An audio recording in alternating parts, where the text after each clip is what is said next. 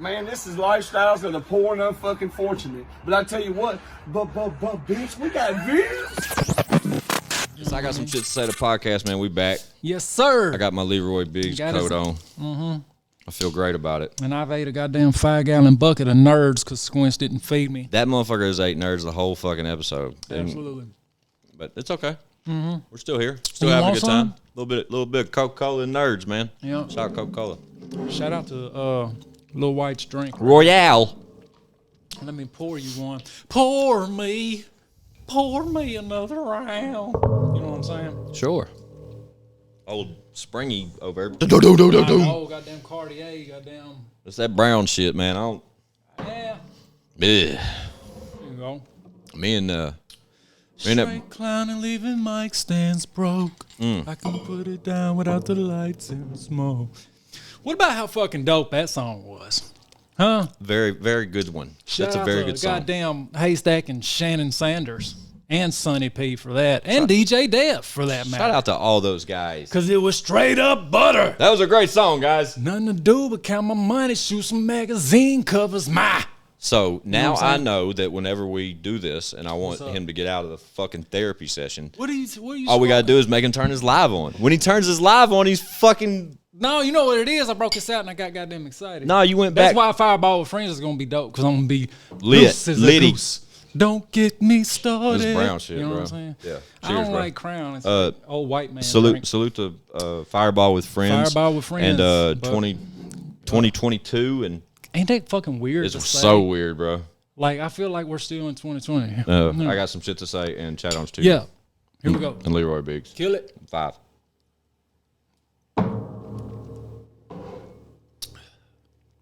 It's not as bad as regular Crown. What is it? It's not as bad as regular Crown. I think it's Crown Apple. So we should get that Crown, some apple juice, and And some apple cider vinegar. okay. No. Yeah, I didn't know nothing about that, but Yeah. yeah, it's not bad. It's not good, but it's not bad. Definitely not good, but I definitely prefer the I Fireball. thought it was gonna be worse. Yeah, that's what she said. It's scary that I drank that and didn't die. Anyway. What about that thing? Yeah, What a great addition that is, huh? Look what Squints got me for Christmas. He got Yeah, me there it is. a real deal bar mat. That's sought after. Yeah, highly sought after. Like You can't me. get those. You can't get this everywhere. This ain't no middle of the mall. That there's rare. He stole this from somebody's bar. I did. This is real. I Real stole deal. that from the basement of Jason Aldean's. See there? See there? In front of Jason Aldean. Sure. Say something. Boy. Say something, boy. Boy? Boy. Yeah. Shout out to Squints in his jacket. Shout out to Don and his I diamonds. Like that. You got the goddamn shepherd's wool around Do your you like collar. it? I fucking love it. I don't know what it was. It's fucking dope, dog. No. All you need is some fucking snakeskin cowboy boots, and you're goddamn in there. Strug and Chad told me I was going to change when I watched Yellowstone. Is that the name of that show? Yellowstone? Yellow Wolf. Yellow Wolf. Shout out Yellow Wolf. Shout I out wish Slow Yellow American. would pull up. I really wish He Wolf might would do pull it up one day. I'd love for him to. And He bring us might some do creek it. water. You know what? I seen that in the liquor store the other day, and I was like, "Isn't that?" And I couldn't Maybe remember that's if what it we was. do. We fish with the creek water. Let's try that. I'll pick some up and bring it, and we'll goddamn Drink it till we're shit We'll faced give drunk. it a live review. How I'm about ready. that? How about that? Yeah, I'm down for that. Yeah. He messaged Strug while I was here Oh, that's dope. of a selfie and said, "Let me know if you want me to crash your podcast." And I said, "Please invite him. He's Please more than- crash this son of a bitch. Pull on up. Shot Yellow. Shout out to the What whole about- trip. What? Go. How goddamn dope that guy is. That's Phenomenal. That's another dude that's like next level talent. He's got Like he's got a new album too. God level talent. Mudmouth. Ain't that the name of the album? I don't know. Something Mouth. It's got real funny artwork. Put the South in their mouth. You know what I mean? Okay. But he has a song on there that I particularly love. I'm not familiar with the project like I should be, Yeah. but I do know on the probably second run through, you know me, I listen to everything. New Music Friday, don't matter who the fuck it is, I'm listening to it start to finish if I feel like I need to. Yellow Wolf's latest album, I grabbed it, and there was a song that stuck out to me in particular, and I saved it to this infamous playlist I speak on. Yeah. And the song is called Aquanet, Aquanet. and it's amazing. Like the hairspray. Correct. Oh, that's dope. Shout out to the Amazing. Aquaberry Aquarius Riff Raff. Hell yeah. Riff. It seems like we've shout out Riff Raff. Oh, speaking of, Go. so we're going to Cabana Taps tomorrow night for New Year's with DJ Afterthought, which was Riff Raff's DJ, along with Steven, who was one of Riff's photographer dudes. Interesting. So that's where we'll be tomorrow night. So goddamn pull up and I'll buy you a shot. Or something cheap though. Yeah. No. That didn't Are you coming? That didn't even sound believable. Are you coming? I mean, I have to talk to the wife, but Talk to the wife, goddamn. but Or you know what better yet? No, don't. Yeah, when you talk to her, you tell her you're going. That's how you talk to a wife. it's New Year, so she's gonna have to come with me, Yeah. and that's fine too. You lost me when you said I'll buy you a shot. I'll buy you a shot, man. Might fuck around by the bar. Depends on how loosey-goosey I am. You know what I mean? That sounds a little better. A little better? You went from buying me a shot to buying the bar for everybody. Yeah. Because I wanted to impress you. I wanted you to think I You should have just gave me like a bottle or something. Or is it, I mean, I can get you a bottle with the sparklers. You know what I mean? I only want that bottle if it's got my name on it. Y'all hold that big sign with the sparklers. Yeah. At least 2 sparklers. Yeah. Yeah. What How was that? embarrassing. I almost sound like somebody was practicing karate. Yeah, God damn it.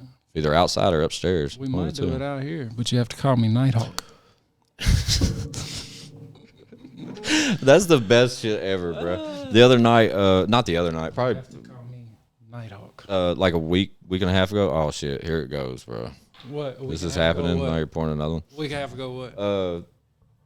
Me and Amy were flipping through Netflix for 23 minutes like we always do, not picking anything to stop and watch. We do the same shit, dog. Bro, you want a challenge? Get Chad's Voodoo login. Oh my gosh. Is it dope? Dude, it's phenomenal, but it's a movie watching how many he has. Like, you can see like 9 or 12 at a time. I said this on an episode or something. Yeah. But it took me 30-something minutes just to go through the catalog and see what all he had. Jesus. And it's everything you would want times plus some weird shit. Yeah. That's how my DVDs are, though. Like, I got, like, Yeah, it's a personal 4 collection. hefty bags full But you of can tell DVDs. he's from our age group, and, you know, Yeah. it all makes sense. But you talk about a collection. But, yeah, we stopped and watched Step Brothers on Netflix the other night. Yeah. Solely because I was so tired of fucking flipping through the channel. So, Chad bought this for Lil White, and then White ended up drinking regular Crown and leaving this. So, this is what we're on tonight. That's okay. But Fireball with Friends will be strictly goddamn Fireball. And if they don't drink, I might let them smoke pot or something. I don't know. Yeah, right. Maybe. I mean, I don't know. Like, if a motherfucker don't drink, what we gonna do? The first time I'm over there, I'm just going to light a blunt. Just light it. What the good thing is, like, we're right next to a window, so it really won't be that bad.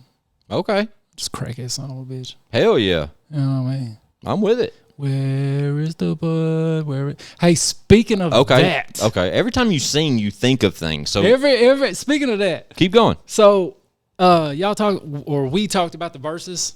Yeah. The 3-6 and Bone. Correct. I watched it for the first time. How do you feel about that? Bro. feel like Exactly what the fuck I said. Like, okay. anytime a 3-6 song came on, it was done. To the South. Round one. You're from the South. Like, make- but I'm saying like it just fucking commands your attention and makes you want to punch somebody in the face. Like, there's absolutely no comparison. For sure. None. I totally agree. None. I think 3-6 ran with it, but Bone impressed me. Put it like that. But there was just chunks of both teams that just sucked. Bro, like, there was, okay, here's my complaint about 3-6. Go. Why the fuck y'all choose the edited versions of your songs? Why, none of y'all I didn't even notice. I did, out the gate. Y'all played the edited versions of your songs. So, For what? I got to ask you, what was your favorite moment? I don't know if I had a favorite. Everybody's gonna say the fucking. Give me a couple then. Everybody's gonna say the Busy Bone shit. But for me, it was. You talking about the altercation shit? Yeah, Whatever. I'm talking about so just watching him be a hater the whole time. That kind of just the whole time. it ruined it for me. But he's still goddamn dope, and every time he did a verse, it was dope. But it was like nostalgia and like made me feel like goddamn 99, 2000 when one of them 3-6 songs would come on. For sure. but it would fucking just grind my goddamn gears. Word to Peter Griffin when I would notice it was an edited version. I was like, what the I didn't fuck? catch that. That's funny. I didn't. I've seen it a couple times. Yeah, man. So, your favorite parts of it? There was no favorite parts. Like literally, like What's a couple standout moments when for Bone you? would do one of their slow songs and they'd be like, Stupid. I was like, No. fuck. But then 3-6 would come in, dun dun dun dun dun. Who run it? I'm like, oh fuck. Like anytime one of them songs would come on, it was just like, god damn. Like, dude. And I was going down the road. I had my phone sitting in the dash, which I don't advise doing that. Don't do that. But I had my phone sitting on the dash while I had like a 2-hour drive round trip. That's what I did with the Tyrone Woodley, Jake Paul So- too. I watched it Yeah, live shout on the out to dash. Tyrone Biggums. You know what I mean? Yeah, shout out I'm to him rich, too. bitch. Shout Yeah, out you that clearly shit. thought 3-6-1, and I think that's where we all Absolutely. came I knew that shit was going to happen before it fucking happened. to. Back to Bone though, what you're saying when Busy, that's the one that was talking shit, right? Yeah. Busy. When there is like it's either a TikTok or a clip or something I've seen of him doing that one verse Yeah. that he does. It's just fire, bro. Like he snaps so hard He and does. he carries that performance he so was well. the best performer Yeah. of Bone, right? Yeah. And another thing, like y'all had rehearsals and shit, but why was the They sound, did? why was the sound so shitty? They had rehearsals. Yeah, like you could have fixed all that during rehearsal. Yeah, I watched Crazy Bones interview. They had rehearsals before the show. That's weird. Like, you didn't take that time to make sure the sound was right. Come on, man. That's funny. So the artist knew what was gonna play when? Like they Yeah. already knew each other's track lists and shit? Yeah. That's stupid. Yeah, and that's what hit me. Like, so at first I was like, well, maybe the fucking DJ just grabbed what he could find. That's why there's edited versions. But then I was like, no, there was The a- edited shit makes no sense. There was a huh? lot of planning for this. Like, Me and Chad watched that shit together. It was yeah, fun. here you go. What's this? Who do? run it? shot- Got down for 3-6 winning. Shot 3-6. Shout out 3-6 Mafia. Shout out B Howard. Brown Oh liquor, yeah, brown liquor music. He fucking loves it, right? Brown liquor music. Yeah, shout out to fucking B and F. Stan. Two of the dopest. You should sign them. By the way. Sign them. Then I want my flowers. Do you think they would? I told B Howard I need to talk to him. I think B. Howard's got like a successful job. I don't know if he would. Which I guess he could still do his job. I mean, I don't know. But Are you live right now? I'm live at Somebody 5. tag B Howard. I'm live at 5. Gangsta Boo stole the show. And Stan. Yeah, Gangsta Boo. Like when her somebody verse tag came Stan, in. too. When her verse came in, absolutely. Gangsta Boo. Shout out to that whole shit. I love that whole thing. Did you see the clip of Crunchy giving dude the bag, the pack? Giving Lazy Bone the powder. Wasn't that some shit? Do you think that was powder? Do you think it was weed? I hope it was powder. Son. Why would you do that? Who's going to turn around and snort weed? Squints. Did he turn around and snort it? Yes. I didn't see that. Bro. I saw dude hand him the bag, No. and then Busy's dumbass holds the mic, and it's in this hand, so it's like yeah, it's like sticking. I saw that. I didn't see nobody snort it. Dude. Them Shout out to Crunchy Black, yeah, man. Shout out. Yeah, for real. What about when B? I don't even want to say it, but when B Howard Where's he at? he watched the Vlad interview with Crunchy Black, and he said, Crunchy Black with that baggy ass grill. Them cats is grown, man. Hey man, Fix-A-Dent does wonders. Fix-A-Dent. Okay. Let's just Fix-A-Dent. throw that out there. Fix-A-Dent. If you got if you got perms and the shit's coming loose, Fix-A-Dent Shout until out you Fix-A- can make it to the dentist.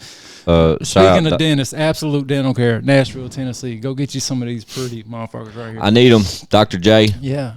Just fucking pull up and run your snap, dog. Let him goddamn file you down. You're not gonna have any teeth for a week or two. I'm just gonna tell you that right now. I'm down. No teeth for almost 2 weeks.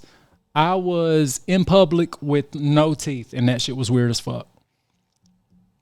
Cause he filed them down and then sent off everything to get these back, right? So yeah, that's fucking weird. He he makes you like some temporaries out of something, but it's obvious you don't have any goddamn teeth.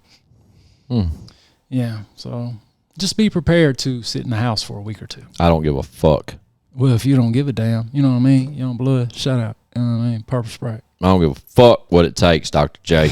I'm willing to endure the pain. Pull up, run your snap, your SEMA, and your progressive. That'll be enough to get you. I will do anything it takes, Dr. J. That's for all y'all. Any of y'all watching. But I have to have full anesthesia, or I will bite your fucking fingers off. There was a couple times, man. He was like, "You feel that?" I was like, "No, I fucking feel that." Like, shit hurts. I tell you, the worst part for me is hearing them grind your teeth down. Yeah, that's what I'm saying. Knock me the fuck out. Give me some drugs, bro. Knock me, put me down. The sound of that just whoa, fucking keeps you tense. What a bad vibe, bro. It's like a fucking scary movie. Nah, dude. I'd rather just fucking look at somebody and then just fall asleep all of a sudden. Man. Wake up and be pretty. That's the goal of mine. I got to get, what? I'm getting the rest of my bags. Are you flexing on me now? I'm getting the rest of my bags. I'll take one and be happy. Just one. Tooth. Give me one tooth, Dr. J. Let's do one at a time, Dr. J. I'm clearly going to him, though. If you want to do that, he'll do that. Here's complete transparency. Here's what I did. What? I sent this dude little increments of money over time and then pulled up with like a balance. So, like, will you start sending him money for me? For months, I would send him like $250. There's your investment, Don. $250. Like, and then like a year later, I pulled up with the balance and got my shit done. Shout out Chucky V. Yeah, he put me on the same dude. That's another one. Shout out Chucky V. Yeah, he uses Dr. J. Yeah, everybody uses Dr. J. Buck, Yellow Wolf, Jelly, Cub, like everybody. Everybody. Why would you not? Don always says everybody a certain way. Everybody in the club eating pickles. Everybody in the club eating pickles. Is that what that dude said? Who was it? I don't know. I think we just found the name of the episode, Pickles in the Club. Ooh. Everybody in the club eating pickles. I thought it was Tipsy, Jaquan. It was Tipsy. You really thought he said pickles? Why did I think that? Wow. Why did I That's think fine. that? Shout out Jaquan. Fuck it. Who the fuck is He's Jaquan? another one of them. One and gone. One and done's. One and gone, yeah. He had a couple follow-up singles. They just fell way short. Yeah. Shout out to Maine Perry. Shout out to all y'all. How many all y'all's? Yeah. All y'all on here? Have you checked out the new Best Believe video? No. Well, you need to. Have you checked out the new the FJ Outlaw video? No. I fucking love well, you that. fucking need to. I like that guy. Have you have you seen the new goddamn Bravo and Savannah Dexter video? No. Well, goddamn it, you need to. Okay? Tap in. I'm sick of y'all. God damn it, Don. You're pouring more of this brown shit. Come on, man. I knew this was going to happen. I'm doing this for B. Howard. Damn it. Is he in here yet? Has anybody tagged him? No, but it's cool. They probably can't hear me. Somebody needs to tag him. If they're listening, tell them. Hey, tag team back again. Checking you know the record. Hey, man. Party on, party people. You know what I mean? Wasn't tag team the ones that got busted with a lot of weed? Did like a lot of jail time? No, that was me. No, I'm just playing. Seriously, like I want to say it was tag team. After Whoop, there it is. They took some of that advance money. Tag team or Freak Nasty? I put my hand up on your hip. When I dip, you dip, we dip. Best skating music ever. When that song came on in the fucking skating ring, hey man. Shout out DJ Coop, the best skater I've ever seen. Have you ever seen DJ Coop Coop's skate? dope as fuck. But I'm gonna tell you, you go on it. Chloe's granddad, Okay. Chloe's granddad Fitzy, bro. Her granddad? Her granddad, Hell yeah, that's what's up. bro. Like backflips, cartwheels, like He's dude, a tumbler. Phenomenal fucking skater. I was when I was a young man. I used to live at the skating room when I was a young man. I used to ride bicycles. Never was much of a skater. I used to ride tricycles. You Really? know what I mean? Yeah. No, I'm bullshitting. I always had motorcycles and shit. I do big boy shit. Fun fact, never driven a motorcycle. Fun fact, Say it. I don't have a follow-up. Damn it. You just drinking alone? You got problems. Toast this. What are we toast to? This dude tried to write. My bad, I hit the spring. He tried to write Chatty Bobby and wrote Chatty Body. Shout out to you. Kids stay in school. Shout out to autocorrect. Yeah, I can drink shots like that. I just can't drink the jelly shots. Don't give me no know what? jelly roll shots. Oh, he'll fill your cup up. I know. I will too if we're at the house. Fuck that. Yeah. Well, that bottle's Or if you're orphan. Orphans. You know Orphan what I mean? Annie? Shout out to Orphan Annie. Shout out All Orphan right. Annie, dude. Are you gonna drink that? Why is mine gone and yours is still there? I was thinking about the Orphan Annie theme song. I don't know it. I'm sorry. I thought I did. I'm not going to miss. Because if I miss and then in the comments and all that stupid shit, they'll go crazy on me. Yeah. Shout out to my fucking Leroy Biggs jacket. Shout out to the Leroy Biggs jacket. I like the fucking sheep's wool you got around your neck. It's Thanks. pretty fucking dope. It's not in the sleeves. Well, no, because that'd be weird poking out your sleeves. You know what I mean? The collar's cool. It'd be warmer. Is it on like the inside too? Yeah. Oh, man. We wooled up over Oh, man. Shout out to Levi. Yeah, shout out to Red Black tag Sheep. Levi. Nah, shout out to Amy for real. This is what Mama got me for Christmas. That's dope. That's dope. I asked for it. I said I wanted to be like Leroy. Yeah. Speaking of Amy, you gonna have that conversation, ain't it? What's up? Huh? Huh? Yeah, we going tomorrow night. And she's gonna be like, I don't know. You're on that, huh? She's gonna be like, I don't know. And you're gonna be like, She's gonna be like, who, where, you're with gonna be who? like, you're gonna be like, Amy, what'd I say? That's exactly what the fuck we're doing. So just shut up and get in the car. I like the way you move. Yeah. And she's gonna be like, bam! Yeah, black eye. Black eye Squints gonna be like, man, I can't come, man. My eyes fucked up. I was gonna come, bro, but LexTopDollar.com. .com. y'all Shout remember out to that? Bryant D. Shout out to Donnie R.I.P. Weird Beard. Bryant D. Forever. That dude was so forever. dope, man. Wasn't he though? He was so giving them dope. Flowers. And you know what? Dolomite. Shout out Dolomite. He was You know giving why I them like flowers. Bryant D? Why? Because like when he would send me back tags and drops, I'd be like, God, Exclusive. I'd be like, God damn, man, how do you get the vocals like that? Like Whizzle fizzle. that's how I want people's verses to sound. You know what I mean? Like super fucking bold and shit like that. Did you ever ask him? I did, and that's what I'm getting to. Like he immediately shot me back what he was looking at. He was like, "Get this program, and it's this preset, and then you adjust it to this." Like, and I was like, "God damn, most people don't share their secrets." Appreciate that. Like he was really cool. And anytime I would come in a club, anywhere I was at, like any club. First of all, this dude DJ'd every goddamn club in Nashville. Yeah. But anytime I would go in and he would be there, he would automatically fucking shout me out and play a song every fucking time. Yeah. Every fucking time. Super love, dog. Yeah. No, Bryant D was always a real one for sure. Yeah, man. Yeah, for sure. We've got talks of a few coming through. Shout out C-Wiz. C-Wiz is gonna pull up soon. C-Wiz. Just Yeah, little- he did. little- He did the Little first inside mixtape. baseball. He's gonna pull up soon. He did the first mixtape. Yeah, shout out C-Wiz. And Tim Hill. Shout out Tim Hill. I'm leaning on somebody for Tim Hill. I don't have that one no more. I know Tim Hill. I've had the pleasure of meeting him a couple times, but I've never I need to holler at him, worked man. with him, I so to haven't, speak. I haven't talked to him in a long time. I don't want to be one of them dudes to, even though I'm sure he would be cool and he would pull up, I just don't want to be them dudes that hollers at him on some, I need you to do something shit. I don't need anybody to do anything.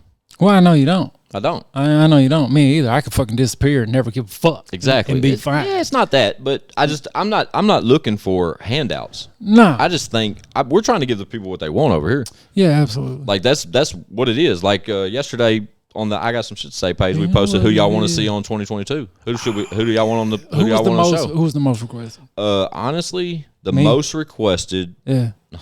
On the request line. amongst like all the platforms and everywhere that question went, it was probably David Ray. It was either David Ray or Ryan Upchurch, one of them two. Like everybody. Oh knows yeah, the two. D-Ray and Upchurch. D-Ray will be here one day, even if I have to go physically beat him senseless to bring his ass here. That is very aggressive. I don't care. I love that guy, and he knows it. And Upchurch, I just can't get the guy's attention. But Yeah, you got to think. I'm trying. He's in his own world. absolutely, He's in his own world doing his own thing with big money. So you ain't got to tell me, dude. it's hard to pull them people out. Yeah, I'm not upset. I'm just saying it hasn't happened yet. But Yeah. some of the names that were tagged on that were interesting to see. Chucky V in the place to be. I love Chucky V. Yeah. What else? Huh? What about that thing over there on the board? It says we haven't covered. It says 100 envelope challenge. Have you heard about this? What the fuck is 100? So check this. You'll like this because you're all about money. Yeah. So you take 100. You go to the store and you buy a pack of envelopes, Yeah. and the envelopes has 100 in it. I don't know if the math is right on this. It sounded too good to be true. So All right. I don't know if $100 bill in an envelope. No. What? You count the envelopes to 100, number them 1, 2, 100, and every day put that dollar amount in whichever envelope you can afford to put it in. Oh, God damn. At the end of 100 days, how much money do you have?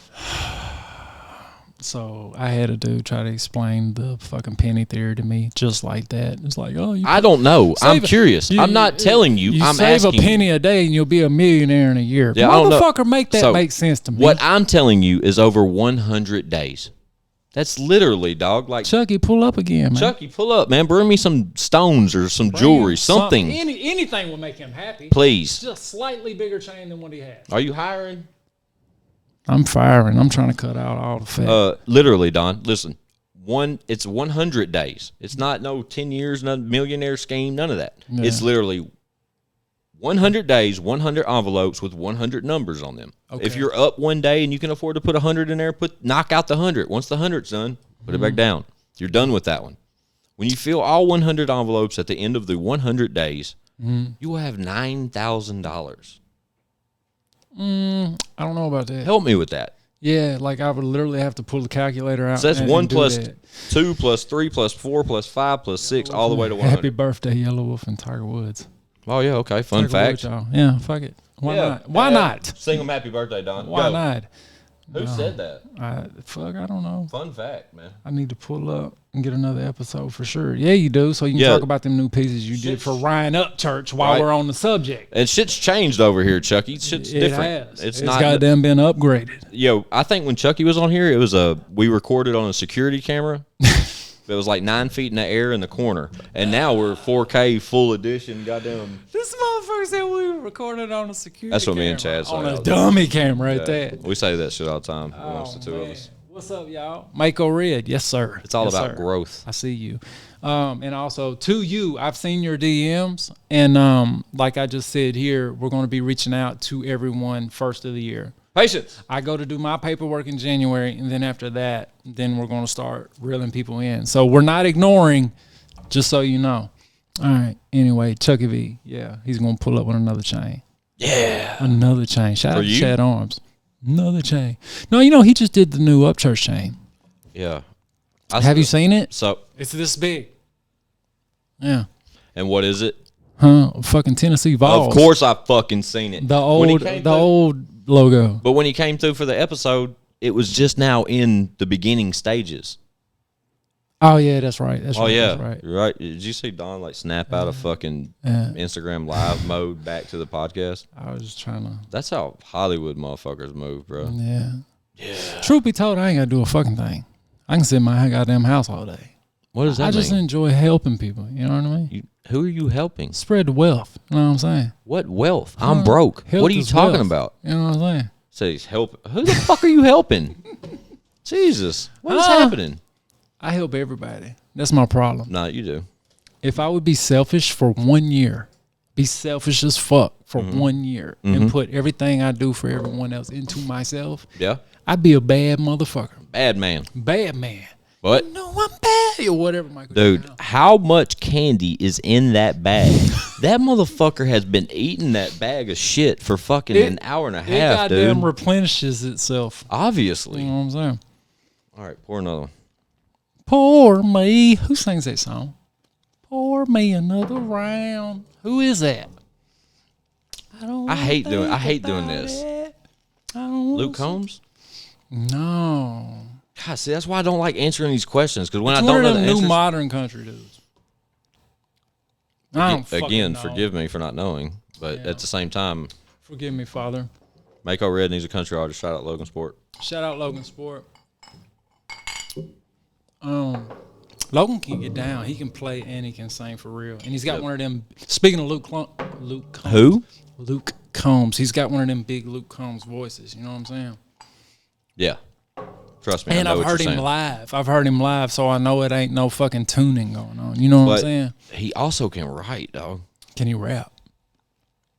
That would be the swing. Maybe if let me ask him. I'll ask him. Logan, do not fucking rap. Don't think about it. I do want to see that boy work some more though, man. Maybe we can do a couple singles, man, and test the waters. Why not? Home run. Why fucking not? It's not going to take away from what he's doing or what we're doing. Just fucking do a couple singles and test the waters. That boy will blow. Yeah. As long as he gives us he can have, yeah. As long as he gives us what? Don't say it. As long as he gives us what? 100% published. We get to dress you, Logan. Oh, we get to dress you. So what are you saying? The boy can't dress? We're gonna polish the penny. You're wearing the Leroy bitch jacket. Because I want to be like Leroy. Oh man, I make this motherfucker look good. I honestly like the Leroy jacket. Thanks. But at the same time, I really think sky's the limit with Logan. I think dude's a talented dude. Yeah. Super talented. Yeah, there's no limit. Shout out Master P. Shout out Master P. You know what? Shout out to my mom. Shout out to my mom. Hi, Mom. For buying me the fucking Master P shoes. Shout out to that. Like, recently? Yes. For Christmas. What are the Master P shoes? For Christmas, my mom bought me the Master P. Your mom's a shit. I've never met your mother. Victory Ones, I believe. I don't know what those are. But, Fuck. And I'm Let me just say this. On record, Master P has the best shoes, best quality, best visually shoes that you can fucking. Don't believe that. Lex is a diehard Master P fan. No, dog. No, you know I call poop anytime P does something poop.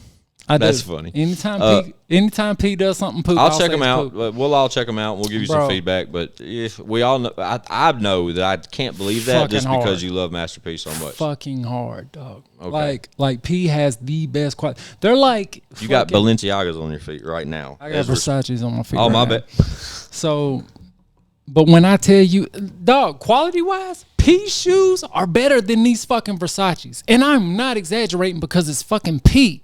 Like, also, his shit is coming from Italy. Like, I don't know what. I'm so sick of you shitting on me, bro. Yeah, shitting on all of y'all.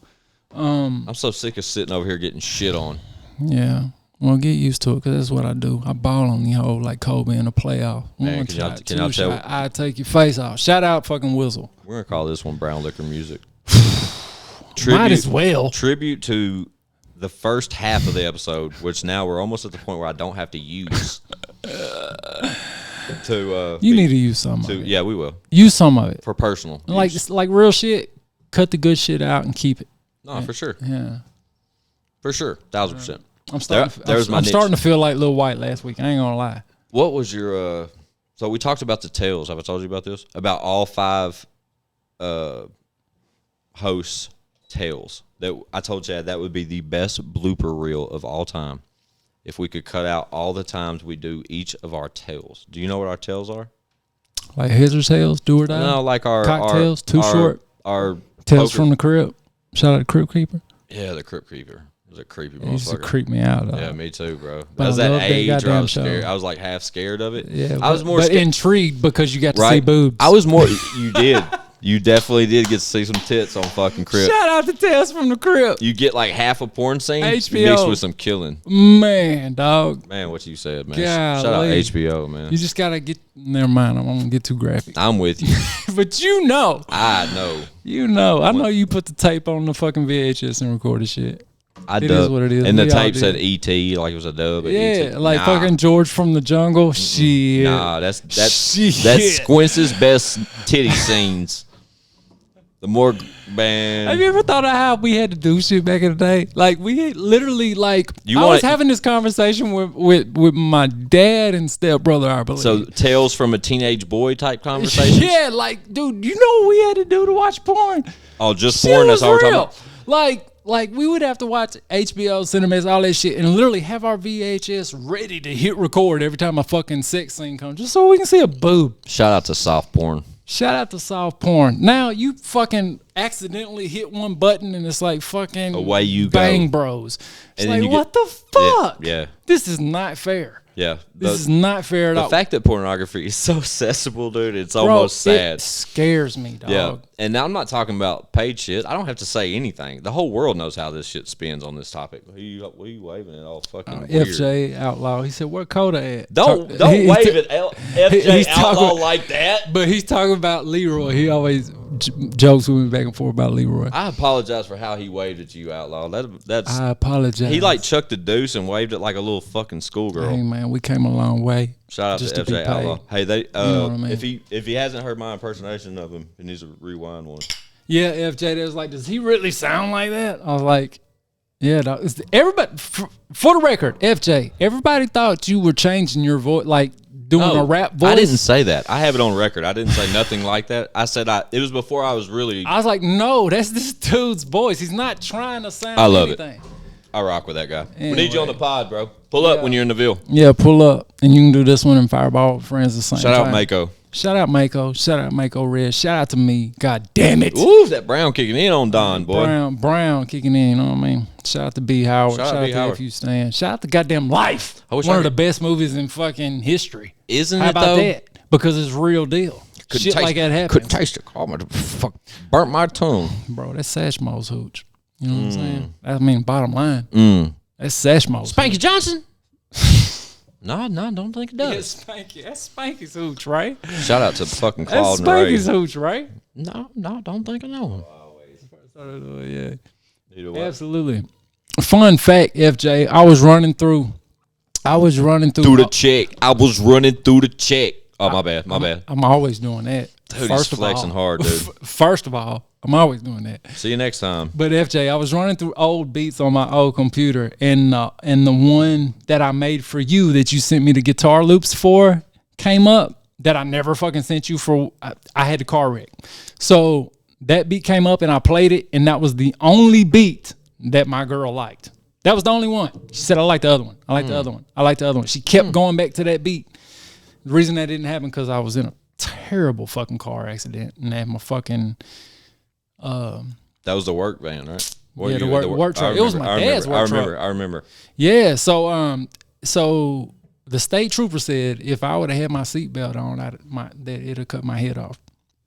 That's kind of ass backwards. Yeah. The state trooper did not write Good thing you didn't wear your seatbelt. He did not write me a ticket for not having my seatbelt on. He said if I would have had my seatbelt on, it would have cut my fucking head off. Decapitated.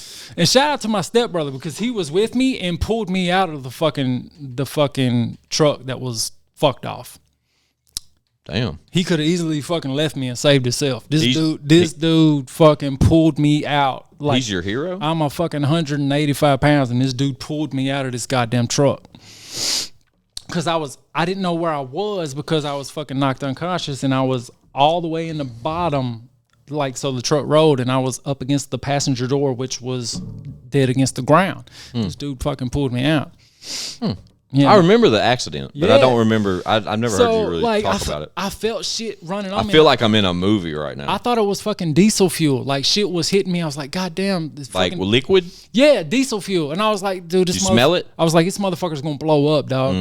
And because as soon as I came to, that's all I could feel was shit, wet shit running down my back. And I smelled diesel fuel. I thought it was diesel fuel. That was my fucking blood. What was that feeling I had like? a goddamn hole in my head like it.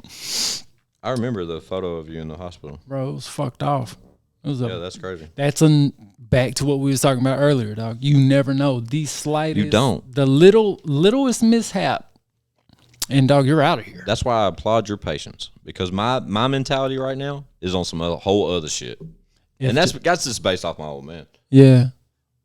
FJ FJ said he played the guitar on them samples. You ain't gotta lie. You can't play guitar. Come on. I don't doubt anybody's capabilities, especially FJ. He's a pretty big guy. Yeah, he's a big guy. He's dope too. And yeah. and yes, that is his fucking voice. I never questioned it, dumbass. I don't know who you're thinking about. You're talking about somebody else, bro. I have it documented on the podcast. I didn't say, does he really talk like that? I didn't fucking say that. I said, I like the guy that talks like this. And I did the impersonation. You were like, damn, that was pretty good. I'll run it back after this. Put me on your live line, man. One of y'all said he was changing his voice. I said, not Squints. But I pay attention. The Browns in us, but circling it all around. Shout out to Cleveland Browns, man. Shout out to Cleveland Brown, the fucking show. All right, Family Guy, Cleveland Brown, American Dad, best shows in American history. I know for a fact. Hands down, don't argue with me. I know for a fact. It is what it is. Don's swinging for Family Guy. I know that for a I'm fact. fucking swinging for Family Guy and Cleveland Brown. I'll probably fight you harder Did you over watch Cleveland Brown. the South Park shit? Did you watch that? South Park was cool, but that was more like That wasn't my my shit. mom was watching that, right? But see, Chad swears by it, and same with Blake. I mean, there is some episodes that I remember that were super fucking dope. Like, and also a side note, No Limit Records forever. Fucking Master P, Kenny's Dead. You remember that song, Kenny's Dead? Master P did a song on South Park called Kenny's Dead. It was in the episode. I got the single in the house. It's a compact disc. Yes. Catch your breath, man. No Limit Forever. Relax and drink the shot that I drank 5 minutes ago. Bro, I played the guitar for the Mercules track too. Who did? FJ did? Look at my face. I believe you, FJ. You're a talented guy, man. Fuck Lex. He don't know shit. Tell him to fact check, bro. I'm with you, bro. Good for him. No, I believe you, man. But yeah, anyway, that beat was the only fucking beat she liked out of like fucking 15 beats. So I should have sent you. I should have sent it to you, but I was fucking on pain medicine for my fucking head. That's funny. Speaking of UMC, the worst hospital in America, hands down. Which one? Which one? I didn't have health insurance. UMC in Lebanon. I didn't have health insurance. I've never been there. And luckily. Instead of doing everything the proper way, they didn't get so the windshield and everything broke, and that shit was in my wound, right? Because obviously I landed. I remember you were in a neck brace. I landed against the goddamn passenger window that was shattered, and all that fucking glass was inside my fucking head. Bless your heart. And they didn't fucking clean it out or nothing. This goddamn dog doctor sprayed super glue in my shit. What doctor? Dog doctor. Put super glue in my fucking wound. Fix you up. Shut, and then tried to staple my shit shut. And the goddamn staple gun misfired twice. And hit what? You know, like when you use a staple gun and that motherfucker cocks sideways and doesn't work? So I'm like, God damn, dog. God damn. It's a Harbor Freight staple gun, ain't it? Harbor Freight. Shout out Harbor Freight. Shout out Harbor Freight. But not for staple guns. Cheap, affordable tools. Yeah, depending on what you're doing. Depending on what you're doing. But yeah. Otherwise, they break. Like if it's either good or bad. God forbid any of y'all get into any scenarios where you have to go to the hospital. By all means, anything you can do to avoid fucking the old UMC in Lebanon, avoid that raggedy son of a bitch. Boy, do you hear me? Yes, sir. It was bought by Vanderbilt, but that son of a bitch is still just as raggedy. And these... What? I didn't have health insurance, right? Do you now? And none of my business. And they sent me the bill for whatever the what fuck, it looked like. Whatever the fuck they called. What it looked like. And I didn't pay it, right? I bet you didn't have dope. Nothing. I did not pay it. Look, and here's how hospital bills work. Go. They will charge it off on your credit. Your credit will take a hit, but yet they will still fucking send you hospital bills. Why the fuck would I pay it after you already hit my credit? The fucking damage is done. Yeah. Bill me. I'm drunk now. It's okay. Yeah, it is. Everything's fine. Their maternity ward. Bro, I'm telling you, I wouldn't let them motherfuckers work on my kitty cat. I feel sorry for your live watchers. Them motherfuckers get like your attention like every half hour. You may turn to them and answer one question. She just jumped in here. So speaking of, I had to take my girl. So I had to take her to the hospital. Wednesday night, right? I heard about this. Chad told me. Not Wednesday night. Tuesday. Last night. Night before last. Night before last. Had to take her to the hospital for some kidney shit, right? I was disappointed and I was concerned. Yeah. No, you were more. Let's be real. I was what? What'd you say? You were more disappointed. But I was probably a little more concerned. But so I had to take her to the emergency room.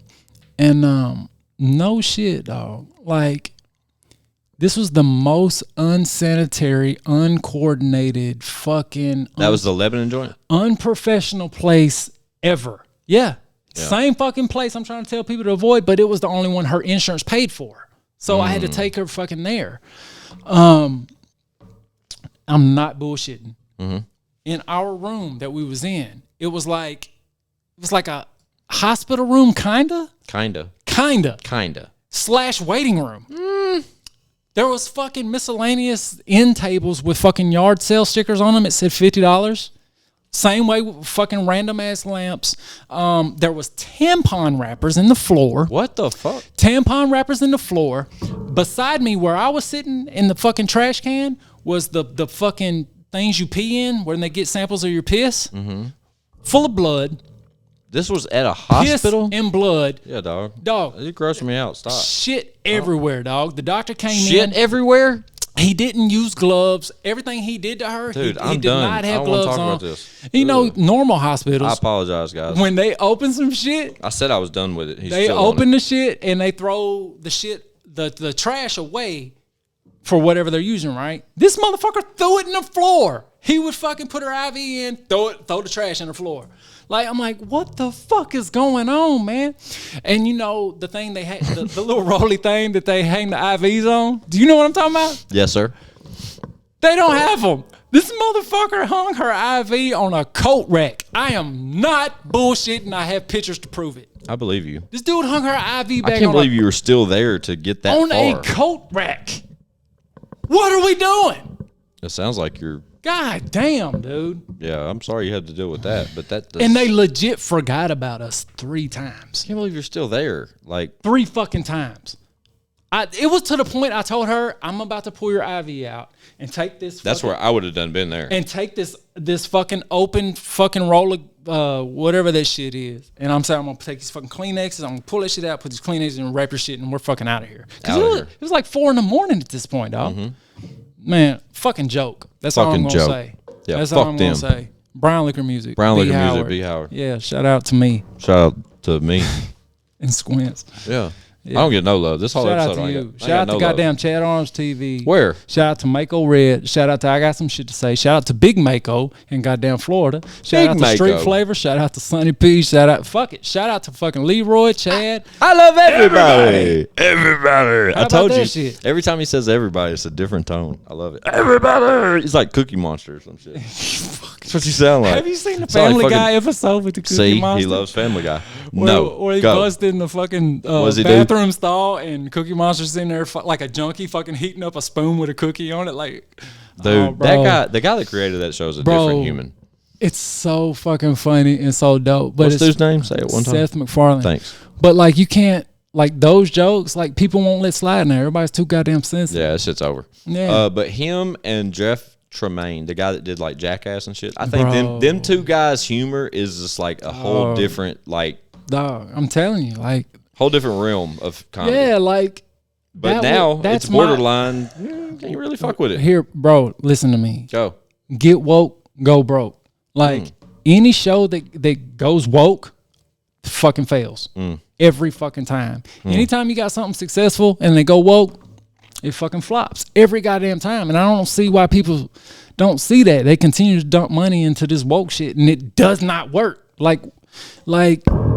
Whoa. This goddamn. Did you hear that? That was a 3.6 on the earthquake. On the Richter scale. On the Richter scale.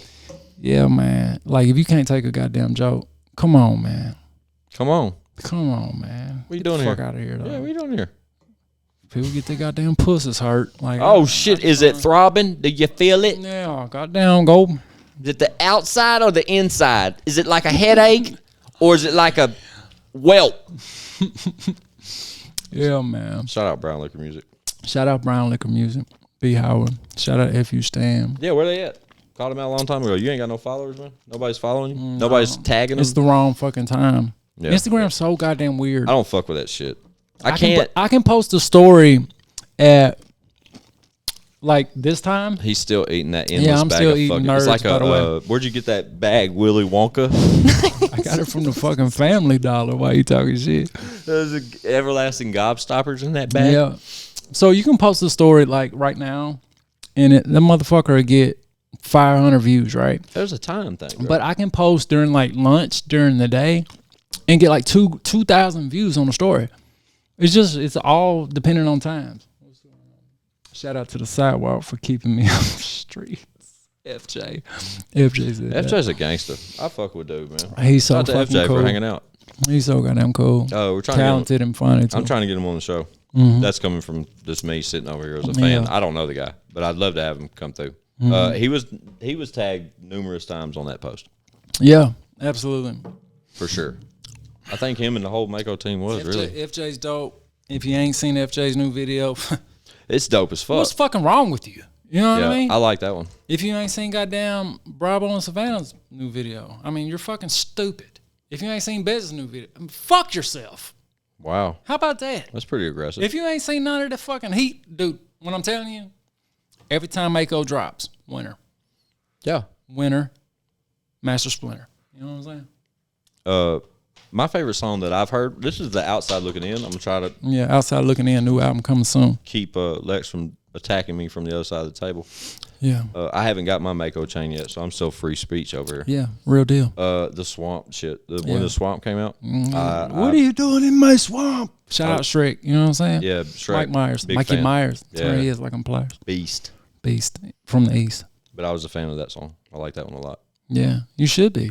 You know what I mean? I really don't know too many people who aren't fans. And that's not just from Mako. That's me included. TopDollar. I ain't met somebody that ain't a fan yet. TopDollar. Yeah. Ooh. I ain't met a non-fan yet. I think Don just switched from Lex to TopDollar Lex. We're getting somewhere, guys. Bro, I meet people that don't know I'm me. It's the weirdest fucking shit ever. Well, I mean, it's so goddamn weird. There's a big void in your career. So with that being said, you know what I'm saying? And also there was no social media, so sometimes you really don't know what people look like. It's a different deal. Yeah, dog. I've had a dude that literally told me he kicks it with me and does all this crazy shit with me, and I didn't tell him any different. Wait, hang on, you lost me. What did you say? Yep, you heard me. I had a goddamn dude tell me he was trying to be cool. You know how everybody wants to know somebody, right? So he was like, "Bro, we used to kick it, man." Yeah, you know TopDollar. Yeah, so the white dude, blah blah blah, blah, and told me all that, and I let him say it. Dog. Never. I just fucking let him talk. I don't see how y'all motherfuckers remember these people. And then, like 6 months later, I seen him at a show. Bro, talking about awkward. Like, wow. Awkward. I mean, I still signed his face and shit, but like. Still signed his face? Yeah, but. Because I got Lex TopDollar in this bitch. Everybody tonight. wants to know somebody. You ain't, hey man. I don't know anybody. You know all the cool people. First of all. Major flex. You're in a cool position. Talk your shit. You know every goddamn body. Yeah, that's a lucky position. Every goddamn body. All the people that all these people just fucking wish they could be around, you're around them. Every fucking week. Very true. Especially me. Very true. You know what I'm saying? I'm a lucky guy. You're a lucky guy. Yeah. Yeah. I really am. And I give myself flowers for that. Yeah. Because I've been able to maintain those types of relationships. Yeah, shout out to Maintain the dream. You know what I'm saying? For years after my like music angle. I should have been doing this the whole fucking time. I wish I wouldn't have never been a rapper. I wish I just would have aimed for the radio. Yeah, absolutely. Absolutely. One of my exes, she was like, one of my exes lives in Texas. This is true. Facts. Word to George. You know what I mean? Shout out to Nana. Shout out George. Shout out to Nana. Because I walked in and she was listening to George. Always. And one of the kids was like, "Will you cut that off?" And she said, "What?" She said, "Say it again." I'll fucking backslap. Say it again. Don't you fucking no. Yeah. When George is on the radio, God damn it. That's so funny. You know that. Yeah. That's a very, very, very particular fact. God damn it. But yeah, I don't know what we was talking about, but shout out to George. Yeah, shout out to George. And, another one, I forgot. Another one. A bubblegum. Listen. Shout out DJ Khaled. No, but shout out to goddamn Blind Fury. Did you see that new video? I've seen clips. I got to be honest. I've seen clips. I haven't seen it all the way through. Just the song. Just fuck the video. The song itself, right? I know I've seen comments where people were repeatedly telling the world that he's a genius, that how talented he was, etc. I just needed to find the opportunity to sit and like really listen to it. Very talented guy, man, and just the fact that you know that he's blind, right? Is he? For sure. I was being sarcastic. But dude, that song, God damn it, microphone.